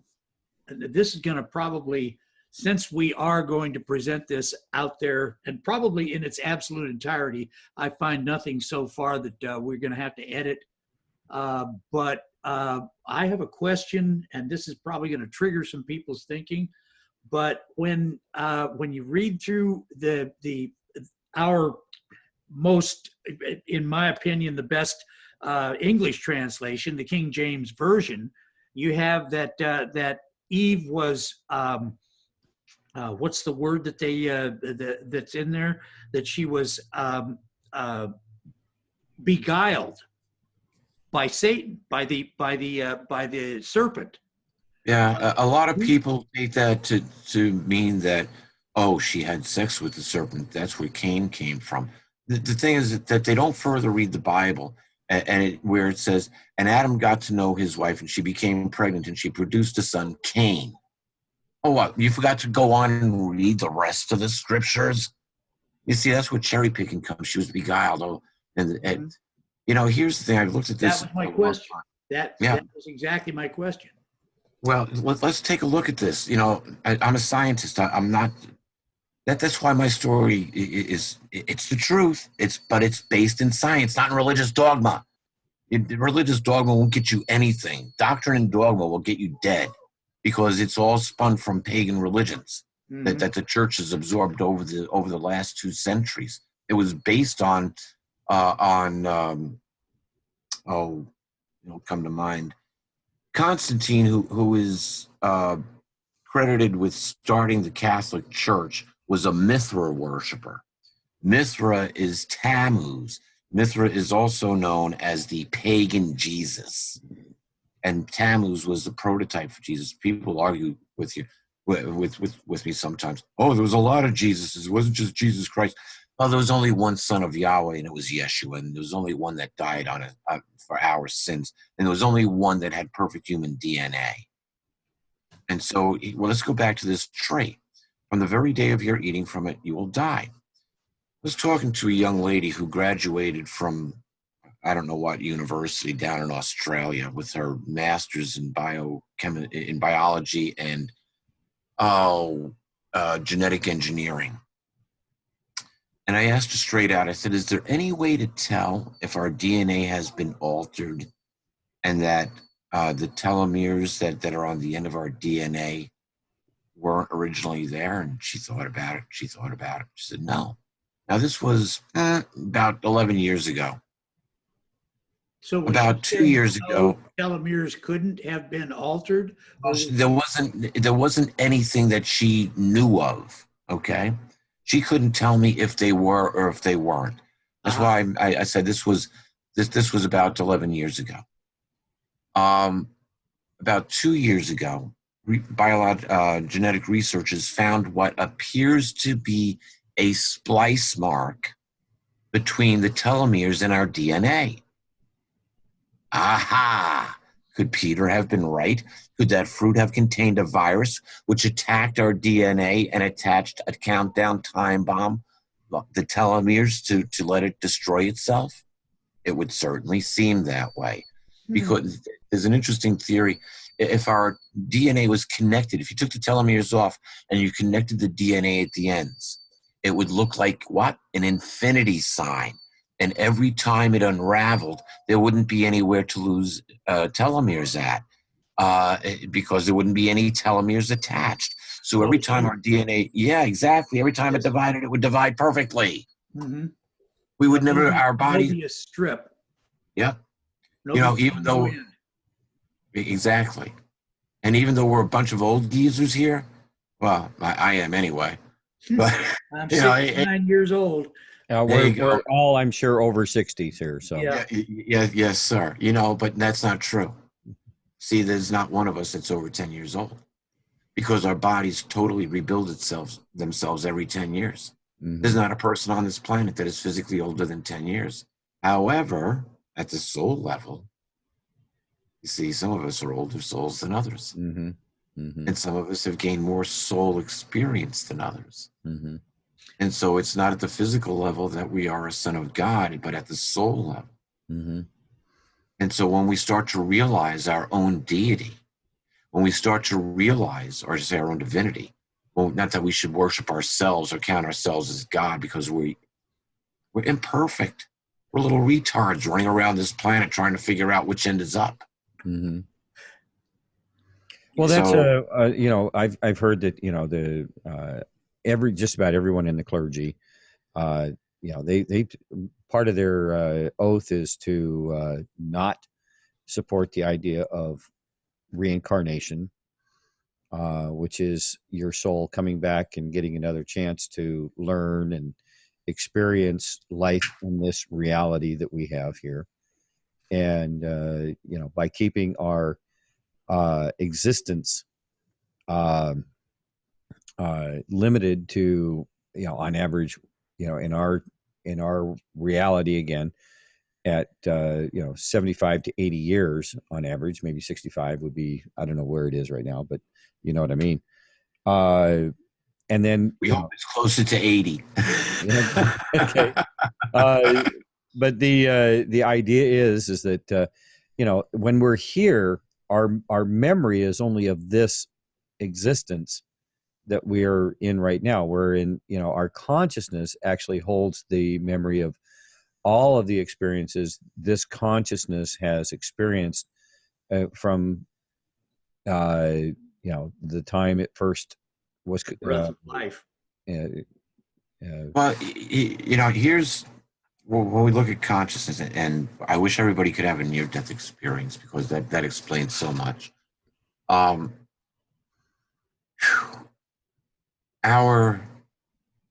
bodies, our physical body, our brains, what we consider as who we are, nothing more than a storage vessel. Mm-hmm. Our brains are basically antennas that let us process our experience here in the three-dimensional world in which we live, which are actually dimensions 8, 9, and 10. We are connected through the soul level back to our Creator. Now, interestingly enough, what I experienced when I had my, quote, near-death experience is exactly what's written in Genesis chapter 9. Starting in verse 4, and I'll paraphrase this. This is where Noah is allowed to eat meat. God says, only you can eat its flesh, but you can't eat its blood. Blood must be poured out upon the ground, because within the blood is the soul. And I shall ask, the soul belongs to me, and I shall ask back the soul from every living being. From man himself, I shall ask back the soul. And what I experienced is, 1 second I was in my body, and the next second I was out of my body, and everything had changed from color to black and white, and I could feel myself physically being pulled away from my body, and I was contained. My consciousness was contained in what looked like a smoky mist, cloud, and the last little wisp of it was coming out of my chest. But as I said, I could feel myself being pulled away from my body. And when I turned my focus to see where I was being pulled to, I could literally see the stream of my essence being pulled into the great white light. And I was amazed and just wondered what this whole experience was going to be like. And then all of a sudden, that power, that force that I felt pulling me stopped. And it reversed and it started pushing me away, and it pushed me back, put me back into my body. Now, the only thing that I could say is that I was being absorbed into the great white light, back into the energy. My consciousness would have become a part of the consciousness, the collective consciousness of what is Father Yahweh. Now, if he knows our DNA, just like David said he did, you had my parts written down before I was even born. Then he could, and if he genetically engineered Eve, or if Eve was genetically engineered from human DNA, then why couldn't we have a genetically engineered body prepared for us based on our DNA structure that we could re-enter at a later time and re-assimilate back onto this planet? The resurrection. Hello. So incarnation, I'm not so sure about. I'm not going to say, no, we're not reincarnated. I used to say that. Anything's possible. Some of us are older souls. I've got a genetic connection back to the Reformation. However, I don't have any memories that go back there. There's certain things that I knew. I had this compelling feeling for the longest time that some of my ancestors were burned at the stake for their stand on the Bible. But I never had any hard evidence of it until a couple of years ago, about March of 2016. So we do have memories, but I had a very interesting vision one time. It was Gettysburg, and it was during the Battle of Gettysburg. I was a Union soldier, I think a lieutenant, and it was nighttime. I wasn't wounded. I was tired and exhausted, and I was laying on the side of this bank off the battlefield that went down into a little drainage ditch. I could smell the grass. I could smell the dirt. I could smell the blood. I could smell the cordite. I could hear the occasional bullet whistling over my head and the occasional cannon blast. Do I think I was a Civil War soldier at Gettysburg? No, I don't. Because I've also seen a lot of other things, including our future. Yeah, I've been shown the future. You see, what's our purpose? That's one of the greatest things. What's our purpose? And unfortunately, that's one of the parts that they left out of John 14. John 14, chapter 14, Jesus says, well, I've got to go prepare a place for you. He's talking to his disciples. He says in the King James Version, he says, I have my father's mansion. I have to go to my father's mansion. Oh, wait, within my father's house, there are many mansions. And I have to go and prepare a place for you. But when you look at what's actually pulled out of the Dead Sea Scrolls, or what's written within the Dead Sea Scrolls, Jesus goes on to say, I have this all written down and I don't have it at my fingertips right now. But he goes on to talk about us leaving planet Earth and going to other Earth-like planets across the universe, other dimensions. And we will be given the knowledge and power on how to do that when the time comes. If we look at ourselves biologically, every woman on this planet was born with approximately 400,000 eggs in her ovaries. Men never stop producing sperm until they die. At one egg a month. Do you know how long a woman would have to live to use all her eggs up? Over 35,000 years. That's a lot of babies. Yeah. Well, but now here's a question. If we were perfect and our bodies regenerated themselves perfectly all the time, and physically we seem to be, within our late 20s, early 30s, and we know by Genesis 3, verse 17, I believe it is, or maybe it's 16. No, I believe it's 17, where God says to Eve, because you've done this, I will greatly increase your pregnancy pains, and your desire will be for your husband, and he will dominate you. He obviously changed the reproductive cycle, maybe from once or twice a year to once a month, because now Eve was going to die, and she had to use up those eggs as quickly as possible. But if she only passed an egg once a year, how many eggs does a horse pass a year? Oh, one. Deer, one. You look at most mammals, one. It's only one time a year that they're going to get pregnant. Even a dog only gets pregnant twice a year. Granted, they have litters. But most animals, mammals get pregnant about once a year. So why do humans breed like rats? You know? So let's go back. If we live forever, if our DNA perfectly reproduced itself, we got to approximately the age of 30 years old, and you produced one egg a year. How long would you have to live to pass them all? About 500,000 years. How's that for divinity? Oh, I wouldn't want to live that long. What if you had your own planet to populate? What if you had your own galaxy to populate? Mm-hmm. Mm-hmm. See, there's over 100 million galaxies, they estimate. Mm-hmm. And those galaxies, I'm sorry, over 100 billion galaxies. Let's move to decimal place to the right point. It's an infinite universe. Yes. Yeah. And apparently, from what we are able to discern with the best of our technology, it's an expanding universe at that. Absolutely. So it's still growing. Mm-hmm. Well, you know, I asked Dr. Mikio Kaku one time. I had the pleasure of being not on his show, but being part of the studio audience. And I asked him, I said, Doctor, we know the Earth is a living organism. He agreed. And I said, is it possible that the universe is also a living organism? Could it be what we call God? And it's funny, his answer was, well, philosophy's down. I'm a theoretical physicist, and philosophy's down the hallway. And so then we started talking about theoretical physics. But it was about a year later. I gave him a copy of Letters to Earth, gave him a copy of my book. And I know he read it. Because it was about a year later. Headlines, Dr. Mikio Kaku finds God. And I was like, oh, come on, seriously, really? What do you have, a religious experience? No, he found tachyons. A tachyon, a particle that moves faster than the speed of light. It's almost instantaneous. Guess what? This falls right back into play. Our thoughts are instantaneous. You can't travel space even at the speed of light. It would take you 1 billion years to get to the other side, over 1 billion years. But if you could think about it and be there instantaneously, wow. I think I'll go visit the kids today. You got to pardon the dogs. They're instantaneously keep wanting to go out. But, if you can instantaneously think, oh, they're on Jupiter. Let me go visit the kids today. Bang, next thing you know, you're off on the Jupiter system. Or, maybe they're over in Alpha Centauri. Hey, let's go visit the kids. Boom. Next thing you know, you're at Alpha Centauri.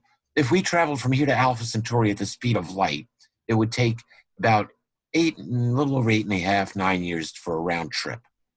The problem is when we got back to Earth, our children will have died and our grandchildren would be old people, yet we will have only aged less than 9 years. Mm-hmm. Right. So travel's got to be instantaneous. Well, we're going to be realistic. And so we'll be given the power. I brought this up with Thumper, and he and I were discussing that. And in a way, even with our limited knowledge and our limited experience with, with the concepts of time, concepts of travel, distance, etc., in a way, when we look up and we look at a star, or possibly that's not even a star, it's an actual distant galaxy that the amount of light that is put off by it seems to collect in one spot and appears to be a single star. We look at that and we think we in a way we travel to that star by visualizing it. We've actually had the rudimentary experience of thought travel. Ah, yes, and indeed we do. And as a matter of fact, we have the ability to do that right now. It deals with the different states of mind that we have, and this will lead to a whole new show. But just real briefly, basically throughout the day, we spend most of our time in beta, where our brains vibrate above 12 hertz per second. But when we sit back and relax, when we pray, when we meditate, when we make love, our brains slow down and they vibrate in alpha. Alpha is from 12 down to 8 cycles per second. as you get down to 8 cycles per second, you're starting to get kind of tired or very in deep meditation or deep prayer. And you can continue to meditate into theta, although not many people do because we are generally sleeping in theta. But once you're in theta, all the laws of the third dimension, they vanish. We can project our thoughts anywhere, any place, in any dimension, forward or backward in time. It doesn't make any difference. And we could literally see through our mind's eye what is going on or what is happening. So we have that ability now. We just don't use it. Most people aren't aware of it. We talk about God as being the creator, yet humans are the only things that can create anything on this planet. Think about that. We envision the future and then we go create it. And we use the same process. I don't care if you're sitting down watching TV and you get hungry, you think, I want a cheese sandwich. I promise you, if you never get off of your butt and go to the refrigerator, take out the ingredients and assemble a cheese sandwich, you will starve to death watching TV because one will not manifest itself in your hand unless you have a close mental connection with someone who just might make you a cheese sandwich and bring it to you.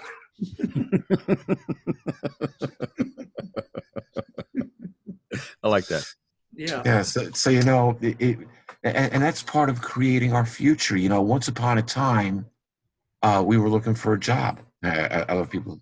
I was looking for a job when I found this one. I'm looking for another job now. You know, we create our own futures. We just never realize it, and we go through the same steps to do it. Mm-hmm. And the easiest way to create your future is to visualize something. Visualize what you want to do.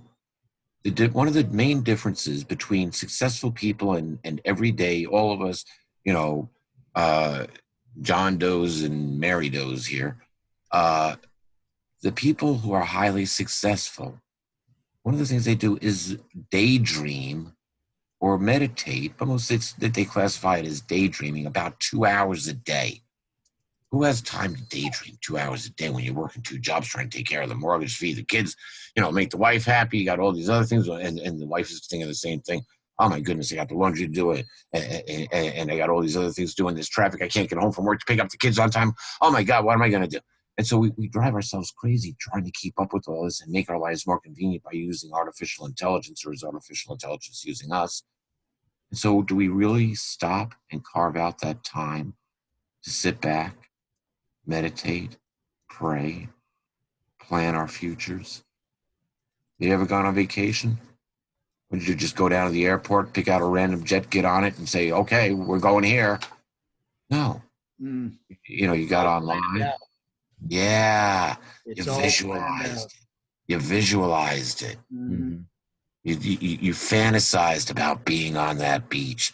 You fantasized about, you know, that tropical drink, that warm, or I should say that cool ocean air blowing on your sweaty, warm body, you know, feeling the sand under your toes, whatever it is. You may want to go to snowing in you know, Aspen or something. That's your fantasy vacation, whatever it might be. You feel it. You experience it long before you are there to enjoy it. And that's what we do.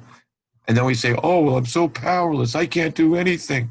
Nobody likes me. God doesn't like me. I'm going to go wish. I've been praying to win the lottery, and he won't listen. Seriously? Yeah. Yeah. Well, it doesn't work. Doesn't quite work that way. But then, you know, getting back to the idea of the dogma as opposed to real learning and real realization, you know, dogma has been, you know, I mean, if you define it, it's somebody's structured environment that they fit you into. It's that box that Thumper goes into quite frequently, that he explains, you know, get rid of the box, destroy the box, ignore the box, make the box not be there, make the box disappear. You know, you bring a piece of truth to the clergy, and you'd vanish into nowhere. You know, I explained the pecking order. Why do you want to put a priest, a bishop, a cardinal, and some idiot that's pretending to be God and ruling over your life and thinks he has the right to do that because of whatever malfunctioning brain he's got. And at the same time, he can do whatever he wants to do to children. Oh, wait a minute. Where does it stop? And something, I don't know if you've heard of the Colburn Bible, but it was written approximately 3,600 years ago, about the time of the Exodus.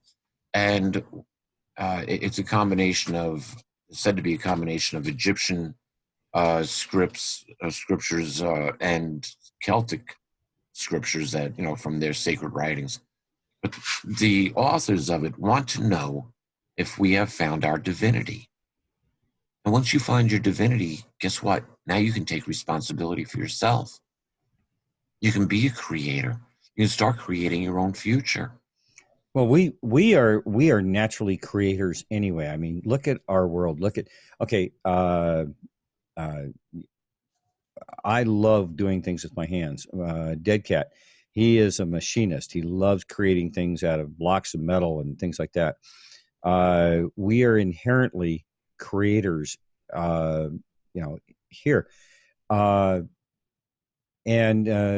when you get to thinking about it, the idea of, I've pondered this a lot. I mean, just a ton, probably over the last 10 to 5 years, and that is, watching what is happening here and watching how incredibly destructive what's going on. A civilization cannot continue the way we're going right now. It will self-destruct. What's the point?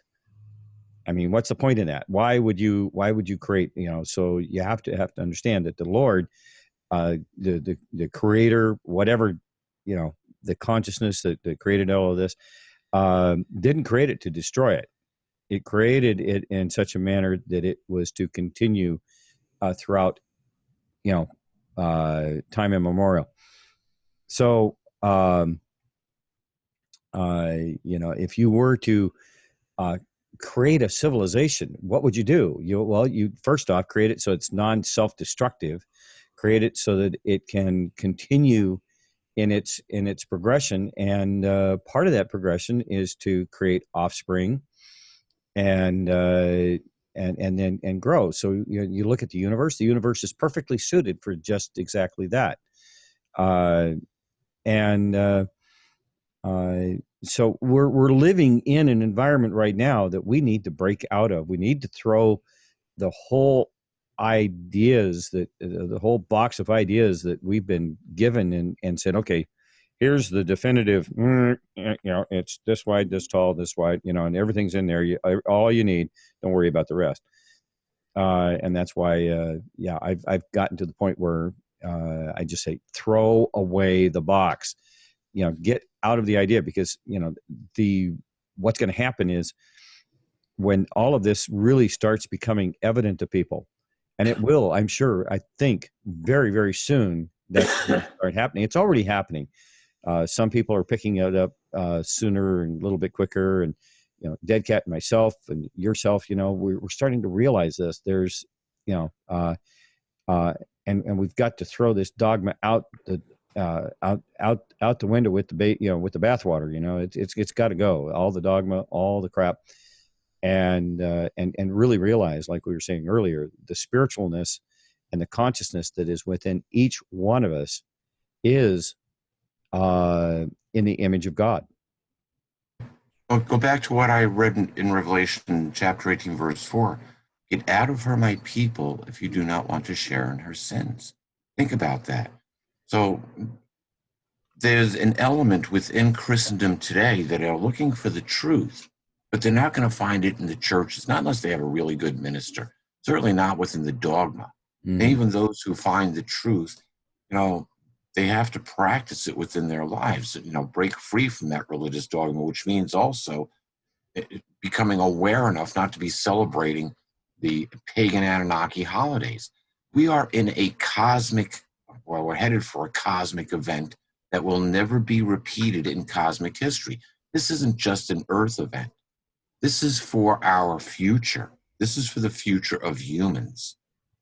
Are we going to be enslaved to a satanic empire forever? Or are we going to be liberated and be given our divinity back? You go to Revelation chapter 21. It says that the tent of God would be with mankind. And does it say we're going there? No. It says he's coming here. And that there would neither be mourning nor outcry nor pain be anymore. The death would be no more. The former things would be taken away. So if we're not going to die, we better have other planets to move to sooner or later, because this one's going to get a little bit crowded. And if we're perfect, have that perfect human DNA, and we have the biological bodies to populate planets, think Earth is the only one? No. What's it say right in Genesis 1:1? In the beginning, God created the heavens and the earth. Now, once you have a biological group started on the earth, hey, move them to other planets. Oh, no, we'll give them the power or the ability to move themselves. Very simple. Picture where you want to go, as you said earlier. You know, you're looking at that distant star. Oh, yeah, that's where my brother Bill is. I think I'll go visit him today. Boom, right there. Hey, Billy, how you doing? Oh, I'm sorry to catch you in the shower, dude. You know, in case my Well, you better call. What is your opinion? You know, we've had several people on the channel, guests come on and talked about, you know, our technology. Our technology is way highly advanced from what we've been told, and without a doubt. And we actually have, you know, mechanical vehicles that are going off to other stars and are out there already, and you know, they don't want us to know this because they want to keep us controlled. They want to have their thumb on everything that we do, which is, you know, exactly, you know, against what the Lord has planned for us. Well, let's take a look at the two narratives. So they can weaponize it and use it against us. Sure.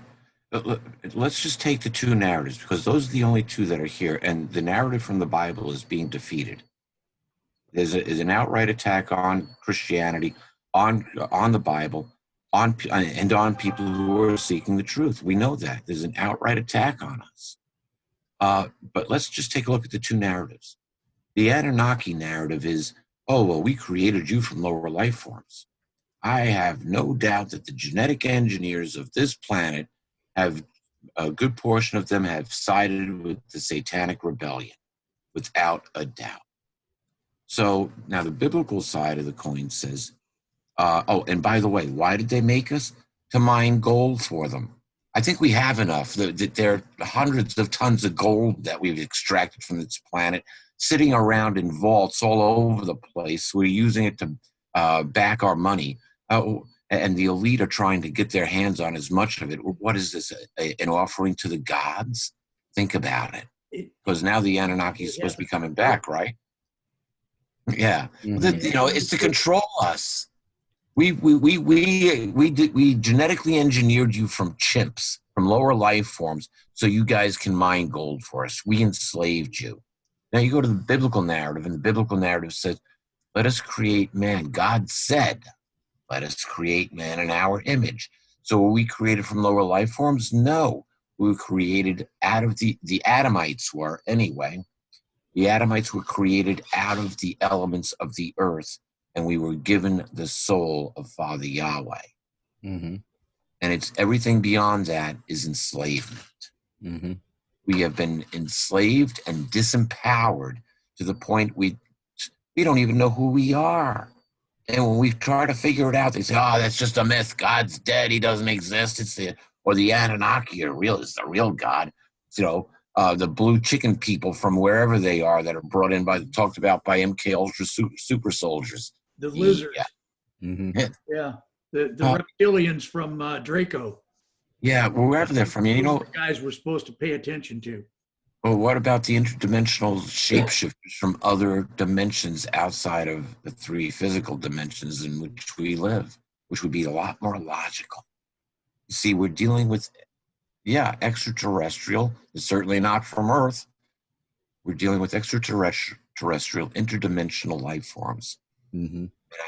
And these, they were probably the genetic engineers on life of life on Earth, or at least a portion of them are. And we know this right from the book of Ezekiel, where this entity that we call Satan was once called or referred to as the covering cherub of Eden. Think about that. The covering cherub of Eden. Yep. This dude, Satan, went from head of genetic engineering to now being a babysitter. Ooh, wouldn't that piss you off? Not only that, but Yahweh took everything away. He gave the babies, all the fish in the sea, all the flying creatures in the earth, and all the wild creatures on that dwell upon the earth. And he gave them everything to eat. He said, "It's all for you. It's all good." He took all the toys, all the pets away from the genetic engineers, and he gave them to the babies of the family. And then he made the genetic engineers the baby's babysitter. Wait. That would piss you off, wouldn't it? Yeah. Wait a minute, I want my pets back. Yeah. Okay. I'm going to put this tree in the garden with this virus in it that's going to destroy their DNA, and I'll have my pets back. How's that? Yeah, there you go. I'll make my own pets. Your God said from the very day of your eating from it, you're going to die. And they did, and we do. And Satan got his pets back. It wasn't as looked at it in that manner. It wasn't a punishment for having it. It wasn't. It was a warning. It was. This is. I don't know if you're a scientist. I'm sure that you pay attention to the fictional aspects of what we see on TV, what we see in the movies, etc. But all of this is being revealed to us in little bits and pieces, or even large chunks, by our entertainment industry, by our religious industry, and it is an industry. Oh yeah, and it's all to misfeed. Reality is pure and real. Religion is an industry. And you better believe religion's an industry. The Romans invented incorporation, and the church perfected it. Mm-hmm. And the church is the mother of all corporations. So if you don't believe the church is an industry, think again. And as a matter of fact, that's how they're talking about. They're already talking about bringing down the church as a religious entity via the corporation. They're going to strip the church of its. Think about that. The entity that perfected corporation may die by corporation. Right. So, hey, by the way, just a little note of interest. You know how we've seen deaths come in threes. Famous people that have died. Okay, we had Tim Conway, and we had, who was it the other day that Doris passed? Day and Stanton Friedman have all passed away. I didn't hear about Stanton Friedman. Yeah, Stanton Friedman passed away today as well. Are you sure he passed away, or did he just go to Sirius? Well, I asked the same question about William Tompkins. Yes. That said, I jest here a little bit, but I like Stanton Friedman. When I was first getting started, Stanton Friedman actually responded to one of my letters, two of my letters, as a matter of fact. And so I always respected him from that. And he gave me some a little bit of insight. I think we gave each other some insight on some things. But I'm sorry to hear that. So without a doubt, my regards to him and his family, and of course all those other the Conway family and Doris Day's family. But it's not the end. No, death is not the end. It's a temporary suspension of things to come, and we are in a very trialsome time, and so we need to be prepared for that. Mm-hmm. And we need to be prepared in order to carry on life, and we need to have a store of supply. Mm-hmm. We do need, Jesus said, "Hey, go sell your coat and buy a gun." Where does it say that in the scripture? Right where it says, Jesus said, if you don't have a sword, sell your outer garment and buy one. Mm-hmm. Yeah, so go sell your coat and buy a gun. By the way, Deadcat and I, we do two shows, our early morning shows called Straight Shooting. And we're very much firearms enthusiasts. Firearms enthusiasts. As a matter of fact, we are, we'll be getting together at my house here this weekend, and we're gonna commit a little Second Amendment over the weekend. No, they don't allow me to play with guns anymore. But anyway. Hey, I wanted to ask you now. Had you heard of Patriot Soapbox before we contacted you, or? Yes and no. I've heard. I probably caught an episode or two over, but and I'm sorry, I'm not a subscriber to your channel. I basically, I do a lot of shows for a lot of different people, and that's it. I don't even go back and listen to my own shows. I do two. Oh, two shows. when you're doing stuff like this, you hardly have time to eat. Yeah, no less. It's just move on to what you've got next, and yeah. For me personally, when I saw the Pope standing in America's holy places, that was a clear sign to move to head for the hills, to flee to the mountains. And so we started an off-the-grid project, and that's evolved into something else. We're back on the grid now, and that project is evolving into something else, which is, exactly what we wanted. Unfortunately, we're back on the grid, but it's going to put us in a lot better position as time goes on. So yeah, life keeps me busy. Eventually, wouldn't that be that you would bring the grid around to your control? Well, yes, so to speak. I have my own grid. The grid would be, it would be off the grid in the respect that you control it rather than having it be controlled from the outside. Well, yeah, I'm not opposed to having electric, and I do have a solar panel, and I've been getting by with one solar panel and a battery bank when I'm up on the mountain. That's you get a little backup generator. But like I said, we've got other projects that we're working on. But here's what I want to mention about this. I was listening to an economist just this past week, and he said that when they're going to take down the Fed, eventually they're going to change over our money. We know that. But he said when that happens, cities are going to become death traps, which is something that I have said for about 8 years. Cities will become death traps. I think they're, Trump and the Q team and everything. I think they're doing everything in humanly possible that when all those things happen, the impact is going to be as minimal as possible. But my analogy for this whole operation that's going on right now is removing a 5,000-year-old tree. And how do you remove a 5,000-year-old tree with a civilization that lives underneath it, around it, and has gotten used to that tree, and even in some cases relies on things from that tree to survive? But that tree has to be removed, and you have to get every single little tiny hair root along with everything else.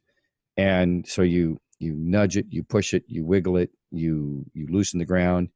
It has some disruption in the society that lives below, below the tree, around the tree, and everything. But then you pull it up a little bit, and then you wiggle it and move it around. It's a slow process. But at some point in that process, you're literally going to have, once that tree and the roots and everything have been pulled out of the ground, there will be a disruption of the ground where that tree used to sit. There, what was there is there no more. And that will be a disruption. But by that point in time, that civilization that's been living around and underneath and around, relying on that tree, has gotten, most of them who are somewhat awake and observant, can see that something's happening, and that tree is not going to be there anymore, and they're going to start adjusting, their civilization to work accordingly.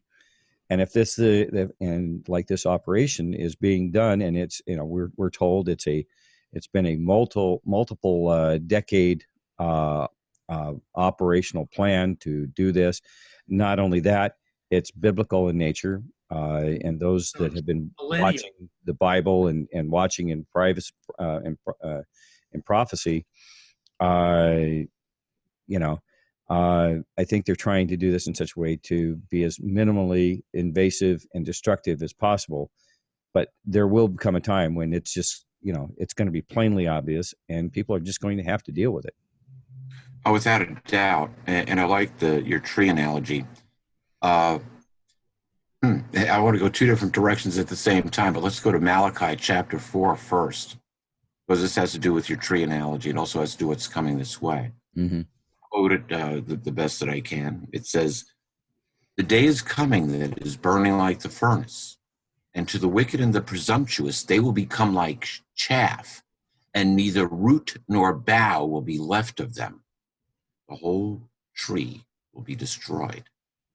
But it goes on, it's, "To you who have respect for my name, the Son, S-U-N, of righteousness with healing in its wings will make you strong, and you will go forth and paw the ground like young fattened calves, and your enemies will become as dust under your feet." Now, question. How does one event destroy the wicked and the presumptuous to where their family tree is totally eradicated, neither root nor bough left of them? And how do some people come away from this event strong and energetic, like a young fattened calf? Think about that. One event, two different outcomes. We go back to the Colburn Bible along with several different scriptures that would support this, including one that Jesus talked about himself. The Colburn Bible talks about the destroyer. It's in chapter 3. Mm-hmm. But within our Bible, within the Holy Scriptures, it's talked about in 6 different places, Malachi being one of them, but Revelation chapter 6, verse 12 through 17, where it says, "A great earthquake strikes the earth like never before, and the sun becomes dark as black sackcloth of hair, and the moon becomes blood red, and the stars fall from heaven as when a huge wind shakes unripe figs off of a fig tree. And the heavens themselves will be rolled up like a scroll, and neither mountain group nor island will be left in its place, but they will be removed. And the kings of the earth and the mighty ones and the strong and their servants will call out to the mountains and ask them, hide us from the one seated upon the throne and from the Lamb. But who can hide from their judgment?"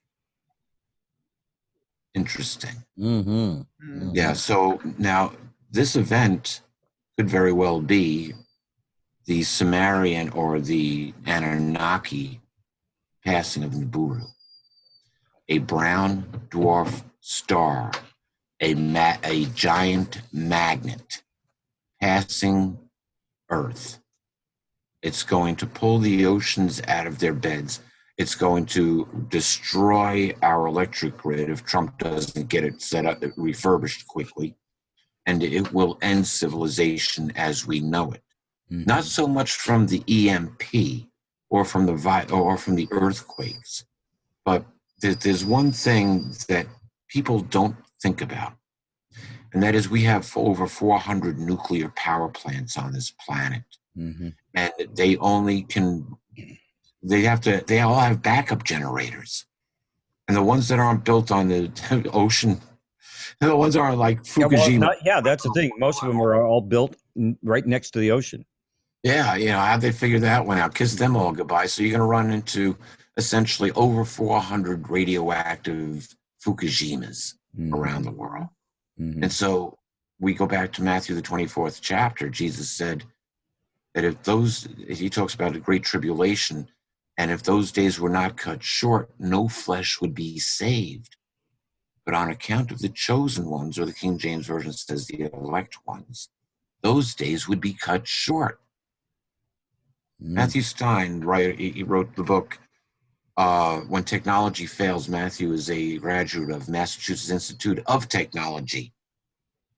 And he wrote the book, When Technology Fails. And that's what he points at is that the world's number one situation are these nuclear power plants. Mm-hmm. Yeah. So when the electric grid goes down, If those days weren't cut short, no flesh would be saved. And so we have the passing of this Nibiru, this Anunnaki event, and both sides are getting ready. The rulers of this planet, and we just had this, the Emperor of Japan step down, the former emperor, and we have a new emperor. He's the first emperor to abdicate the throne in, 200 years? Right. Yeah, in Japan. I read the article on that the other day on our channel. Yep, Japan is the oldest ruling monarchy. Mm-hmm. So the baton is being handed to the next generation. Now, here's the thing. All these ruling families, guess where they trace their lineage to? The Sumerian Empire Mm-hmm. and the Anunnaki. I even read something not too long, within the last month, about the Rothschilds claiming to be Anunnaki. I've heard that bantered around. Yeah. Pretenders to the throne. Right. Yeah. And so you take that along with what they're telling us, that Marduk is back, and now the Sanhedrin taps Trump and Putin. Well, that's the last. Here's the thing about the temple. The temple isn't where the temple, or where we think it is, where it belongs, where the Wailing Wall is, and what they believe is the Temple Mount. That's not the true Temple Mount. The Temple Mount's a few hundred yards away from there. That what we call the Temple Mount, it was actually where the Roman garrison was housed. It was their fort. The temple, the area where the temple would have to be built to be sitting on the original land, that land is owned by, guess who? The Vatican. The Vatican has been quietly buying up all of Jerusalem, or as much as they can. They literally own about 70% of the real estate in Jerusalem. So in order for the Jewish temple to be rebuilt, it has to be built on land that the Vatican literally owns. So you got to take down Babylon the Great before you can build Solomon's temple. Mm-hmm. Think about it. So yeah, that's why they don't want Putin and Trump to get together, because if they get together, that will cause a series of events which will bring the end of the deep state, expose the church for what it's worth, and bring its end. And let's not leave out China. There's one interesting scripture in Revelation, the 16th chapter, the 12th verse, is talking about the day of Armageddon. It says that one of the bowls of anger is poured upon the Euphrates River, drying up the Euphrates. The Euphrates River was the power of Iraq, and that power has been dried up.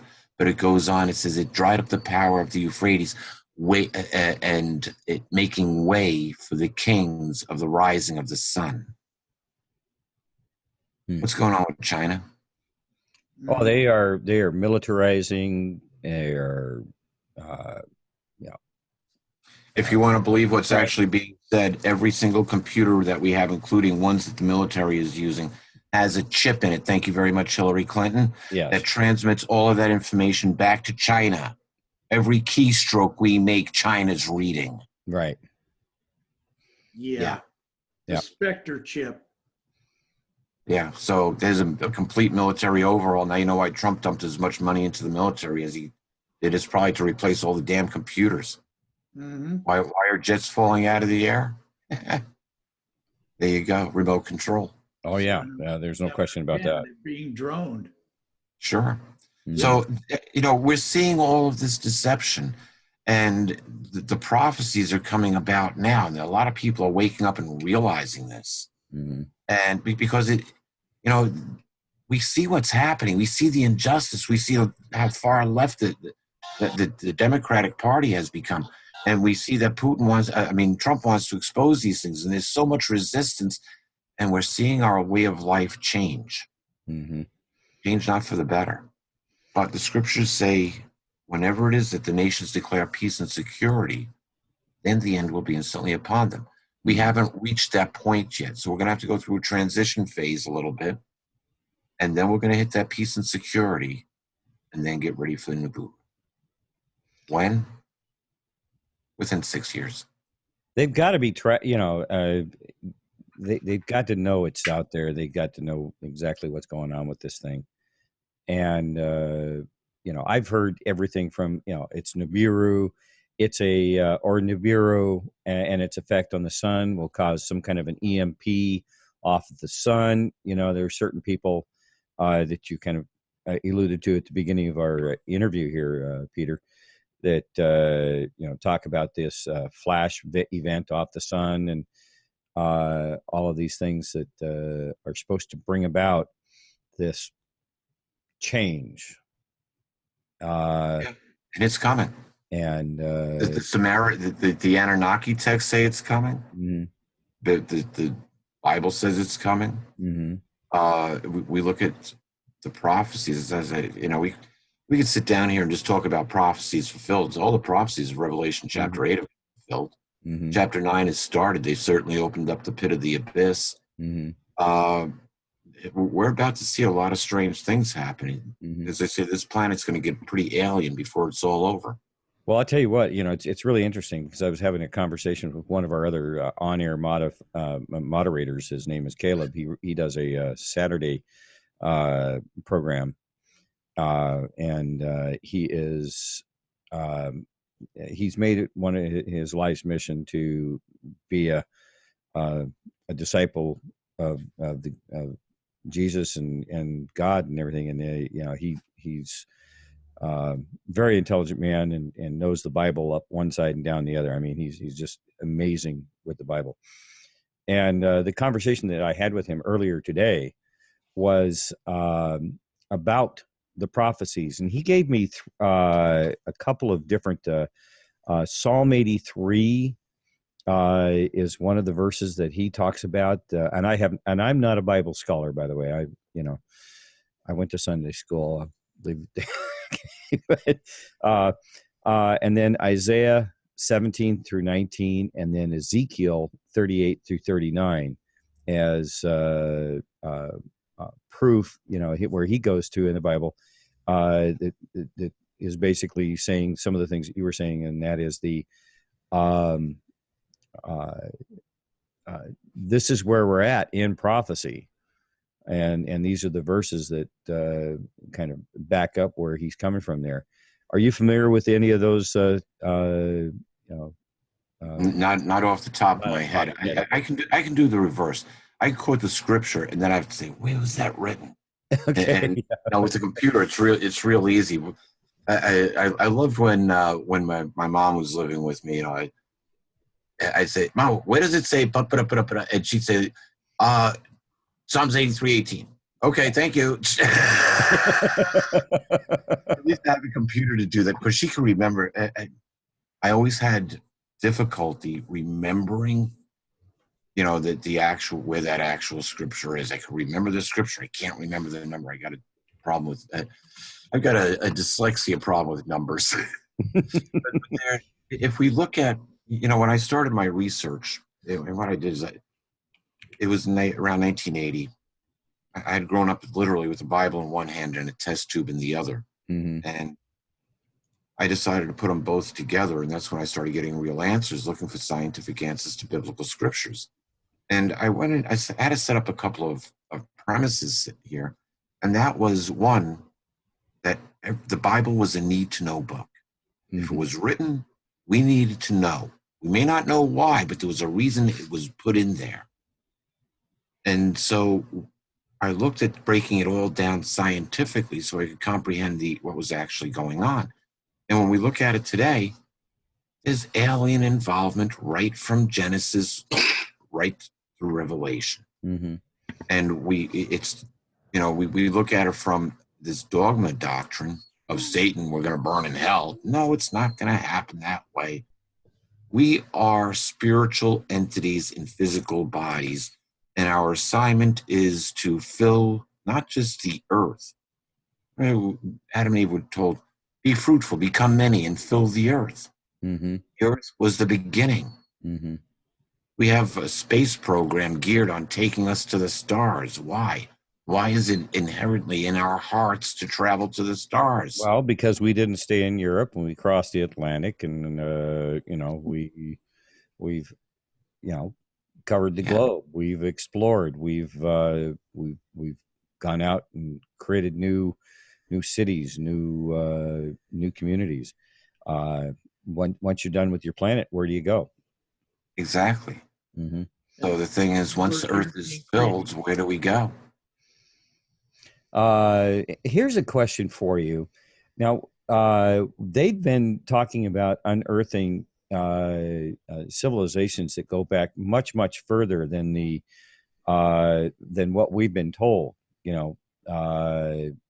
Millions of years older civilizations that used to exist on this planet. If we, look at what they left behind. And the fact that a lot of people are saying that even the pyramids are much, much older, and they were never intended to be tombs. They were power generation plants, much on the line of what Tesla had developed back in the late 1800s, early 1900s, and they were transmitting electrical energy. Let me ask you a question here, real quick. When Joseph brought his family into Egypt, what area did they settle in? It was the area of Goshen, right? Mm-hmm. Where's Goshen? Lower Egypt. Mm-hmm. Where's the Giza Plateau? Lower Egypt. Lower Egypt, yeah. Now, if you read the Exodus, where the 9th plague was, lights out, right? Mm-hmm. Darkness overtook all of Egypt, except the Israelites had illumination in their home. Imagine that. Yeah. Upper Egypt was totally dark, but Lower Egypt, the Israelites had illumination in their home. Here's your power station. Yeah, It's not. There's a lot of interesting things about. If I had to give my opinion on the Great Pyramid of Giza, based on the research that I've done, looking at its building, the pyramid, and especially the Pyramid Inch. The Great Pyramid of Giza is Judeo-Christian, not Egyptian. Think about that. Yeah. Interesting. The research on the Egyptian inch, when you get to Jesus, there's markers all the way along. When you get to the Grand Gallery, it's actually 33 CE. At the end of the Grand Gallery, it's 1914. What happened in 1914? World War I. World War I. Yeah. Yes. And the four horsemen of the apocalypse started their ride. A manufactured conflict. Now, you see what we didn't see, it was Revelation chapter 12, where it says war broke out in heaven, and Michael and his angels battled with the great dragon and its angels, and it did not prevail. And a place was no longer found for them in heaven. And so down to the earth the dragon was hurled, having great anger. And then there's a warning: woe, woe, woe for the earth, for the devil has been cast down to you, having great anger, knowing he has a short amount of time. We're talking cosmic time, not earth time. Right. So when did the earth get its first world war? 1914. Does that mean that there was a cosmic war before that? Probably. Well, and it's always been my contention ever since I started reading the history, particularly of the Versailles Treaty, that led me to believe that they had planned for and executed the World War situation. That First World War is a misnomer. It was the World War, and the Second World War was the second iteration of the First War, because they built Hitler. They created the perfect situation where Hitler or someone like him would arise. They made it absolutely necessary that would take place. You know, what year did Hitler come into power? Do you know? 1933 was when he actually took power over Germany. But you're 100% correct. You know who else came to power in 1933? Franklin Delano Roosevelt. Yeah, Roosevelt. Exactly right. With the Great New Deal. And you know what part of that Great New Deal was? The TVA, the Tennessee Valley Authority. They built 23 dams there. They built more, but up until World War II started, they built 23 dams. You know what the greatest power consumption was in the United States at that time? the largest aluminum plant in the world that was built outside of Knoxville, Tennessee, the Alcoa Aluminum Refinery, along with the nuclear reactor, the nuclear reclamation project out at Oak Ridge Nuclear Laboratory. Yes. Yeah. They used the most electricity of anything in the United States, producing aluminum for the war effort. Now, think when that started, the plans for World War II were already drawn up before the Depression. 1933. Right. Yes. Yep. They were drawn up. And the reason for that was the United States was not part of the League of Nations. They needed to have the United States as part of the League of Nations. They needed, in order to have total dominance. And so that's actually part of Revelation 13, where the League of Nations ascends out of the Sea of Turmoil in 1918 out of the First World War. It gets a death stroke during the Second World War, but it gets healed from the death stroke and it comes back as the United Nations. And what's the first thing the United Nations does? It declares Israel the future homeland of the Jews after the Zionists murdered who knows how many Jews as a Holocaust, a whole burnt offering to God. That's what Holocaust means, whole burnt offering. The question is, which God did they sacrifice those Jews to? That didn't happen to be 23,714, did it? Well, you know, a lot of people say 6 million Jews weren't killed during World War II. I'm not going to argue with the numbers. I've seen people personally with tattoos down their arms, numbers. Mm-hmm. You know, they don't talk about Yes, that. I have too. I've met actual concentration camp people Survivors from the camps. I have. I had one of my teachers years ago, I was still in high school.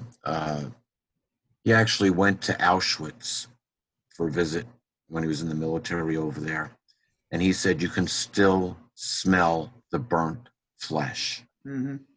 So I was, you know, 30 years after the war, you could still smell the burnt flesh. So it happened. Okay. It happened. People died. Oh yeah. But my point is, why did they name it Holocaust?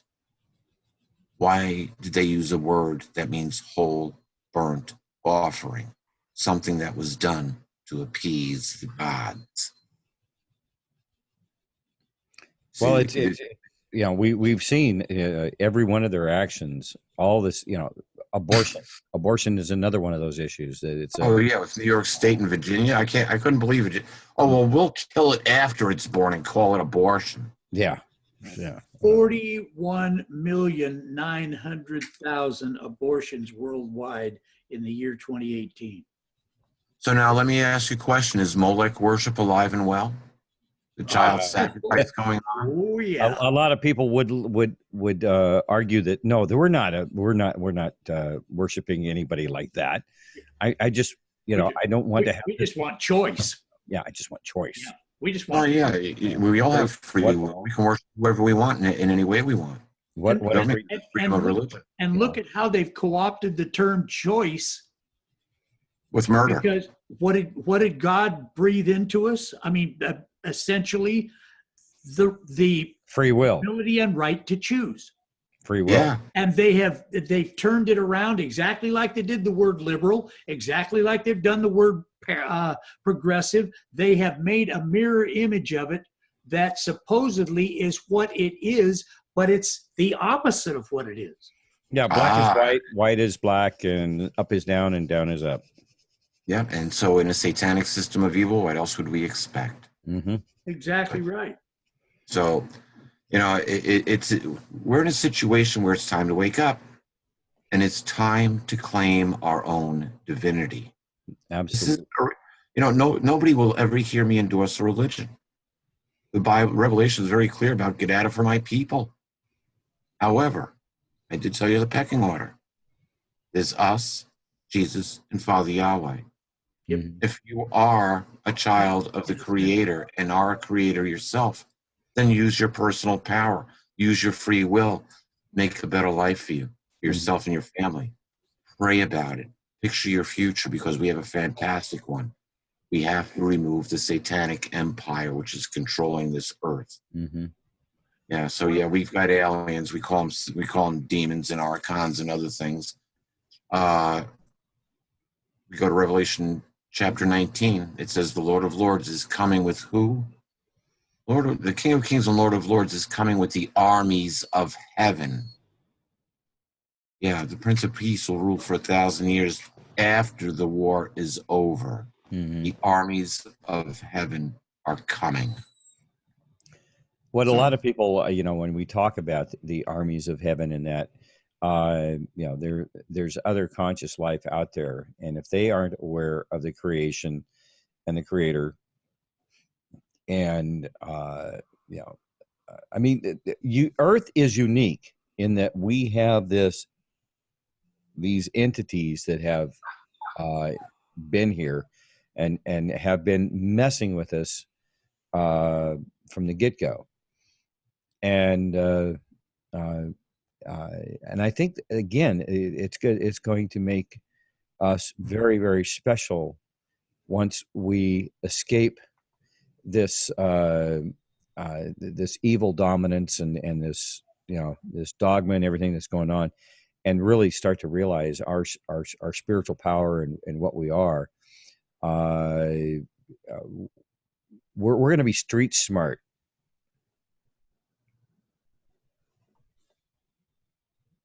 Without a doubt, yeah. Hopefully, we won't be living on the streets, but we're going to gain a lot of street smarts in a very short amount of time, because we'll see what's going on, Mm-hmm. and some of us will be shocked. Mm-hmm. Some of us will start to, cry out and mourn over the situation that they see, and this is all part of process. Yeah, and others will be prepared because they know what's coming. Mm-hmm. And then the ones who will survive this are those who have faith and have aligned themselves as children of God. Mm-hmm. Now, I like to point out one thing, and I guess this might be a good place to put your faith, because it's actually in two places. We need to put our faith in ourselves and trust ourselves, but trust our Creator. It's the story of Shadrach, Meshach, and Abednego, the three Hebrew young men who were told to bow down by King Nebuchadnezzar. You know what idol they were told to bow down to? The idol of Marduk. Mm-hmm. And they refused.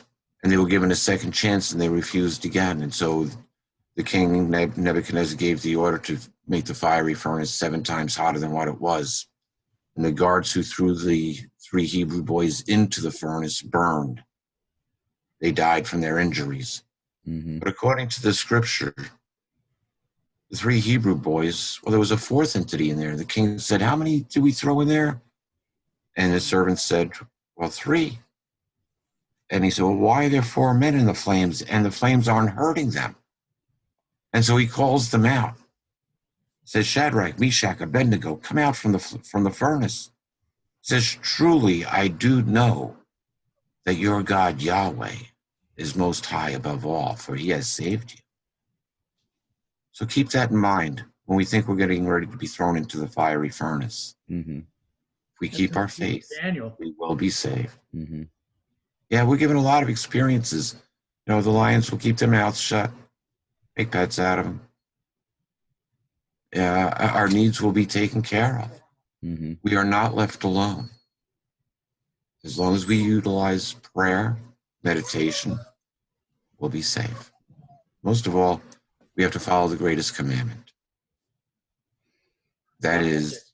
I have to confess, I have come to the realization where you have been most of your life, apparently, kicking and screaming, if you want to put it,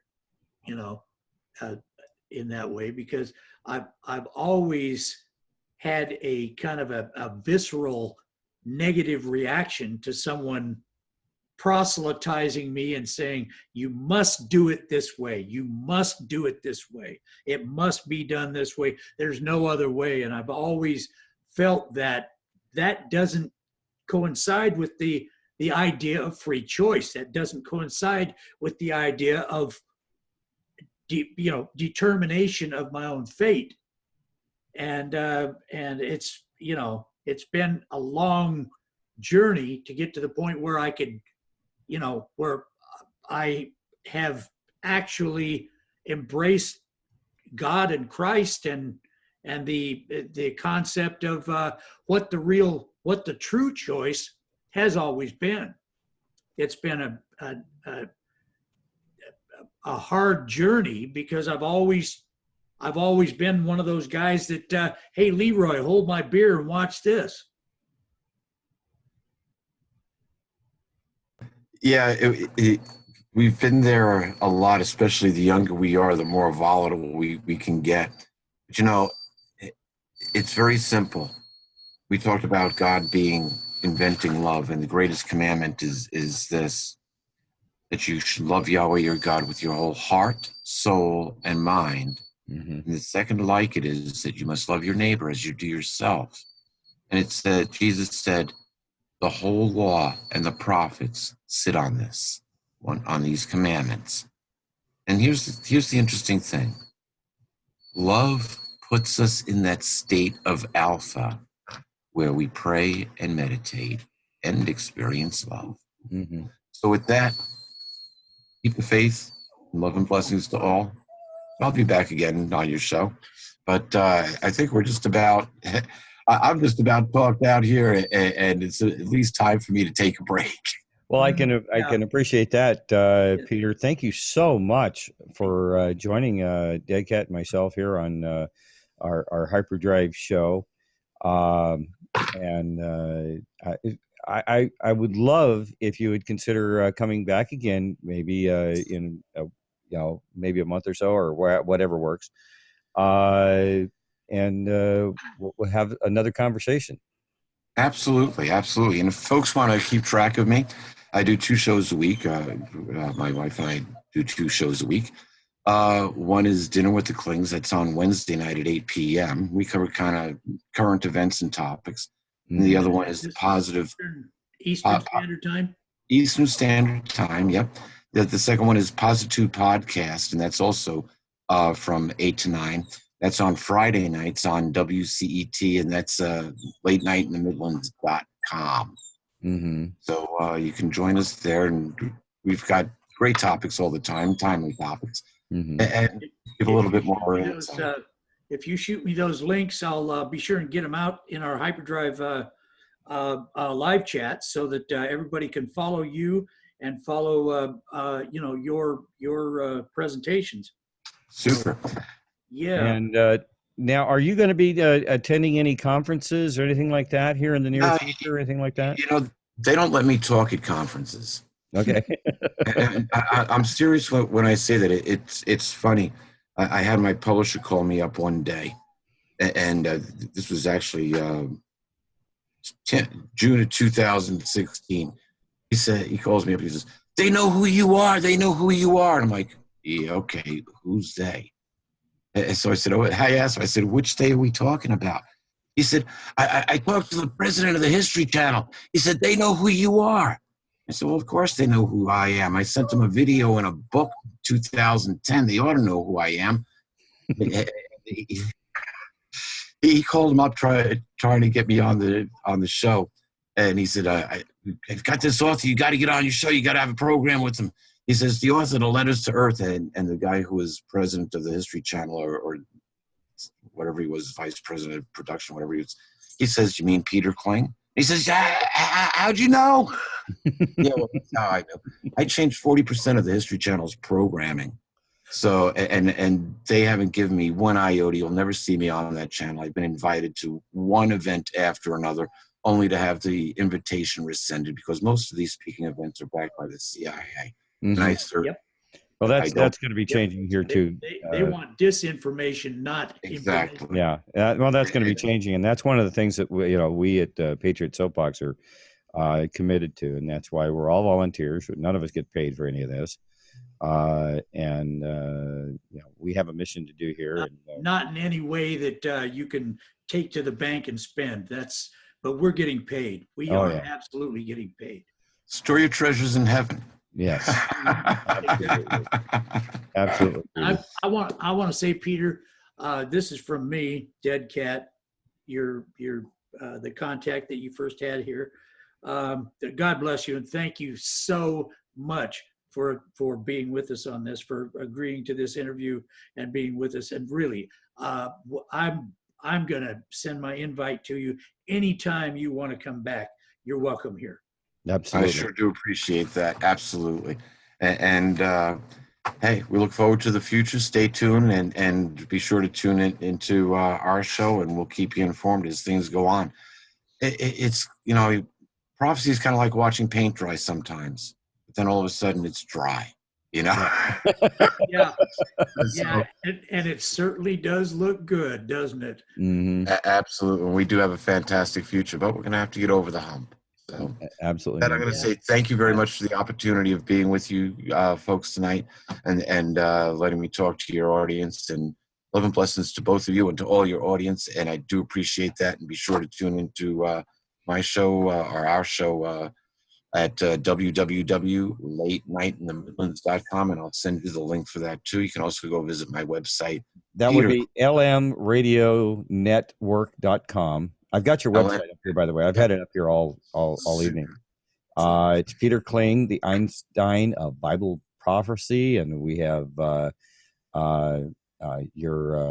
you have a live call-ins at 202-559-7943, and then your website here. Got it all up. What we'll do during the show, we can actually put this up and share it during the show. As a matter of fact, I can do that right now just to let everybody see it.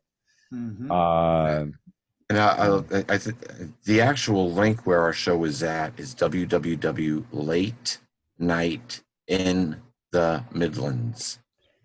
Late Night in the Midlands. The what they've got here on your website, and if you're looking at your video screen right now, it shows www.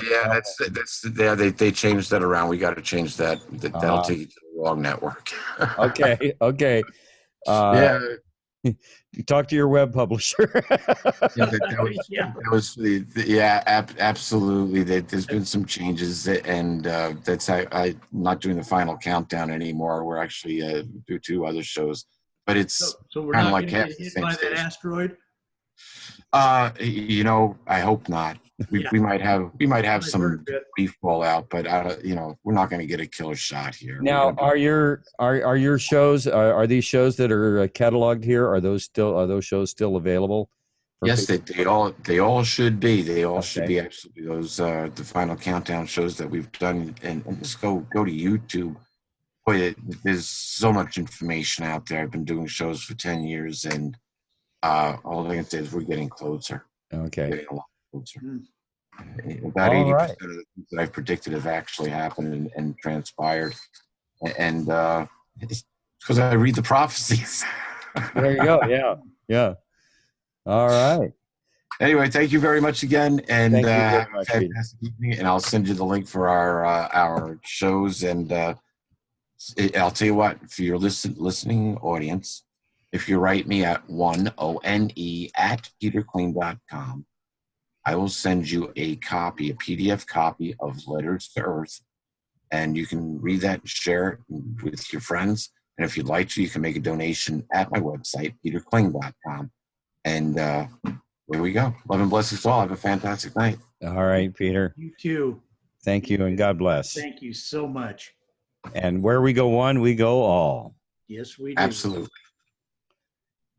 All right. Well, Deadcat, that pretty much concludes our interview with Peter Kling. Wow, that was fascinating. That was something else. That was everything I could have hoped it could be and more. Absolutely. Well, good. I'm glad I was able to meet your expectations. Well, thank you, Peter. Super. Gentlemen, have a fantastic evening, and until next time. You bet. Absolutely. And I can't wait till next time. I mean it. Anytime you want to come back, you're welcome. Absolutely. Super. Thank you very much for having me. Our pleasure. Good night. Good night. All right, DC. Well, that went pretty well. What'd you think? I thought it went fantastic. Oh yeah. That was a super interview. And I implore everybody to look into this guy. He's obviously a very, very smart guy, obviously very tuned in to what's taking place. And he's brought a huge amount of biblical prophecy into tune with what we've been studying here and what we've been putting forth here on our Hyperdrive show for quite a while now. This is, the Great Awakening is much deeper and much more vast than even we could imagine. Absolutely. I think Q said something like that, didn't you? Greater than you can imagine. Yeah, exactly right. Bigger than you can imagine. Bigger than you can. Think big, bigger, biggest. Yeah. And then you still, throw the box away and you're still going outside that. So, pretty amazing. Okay, I'm going to stop the share here. And I'm going to go ahead and stop the recording.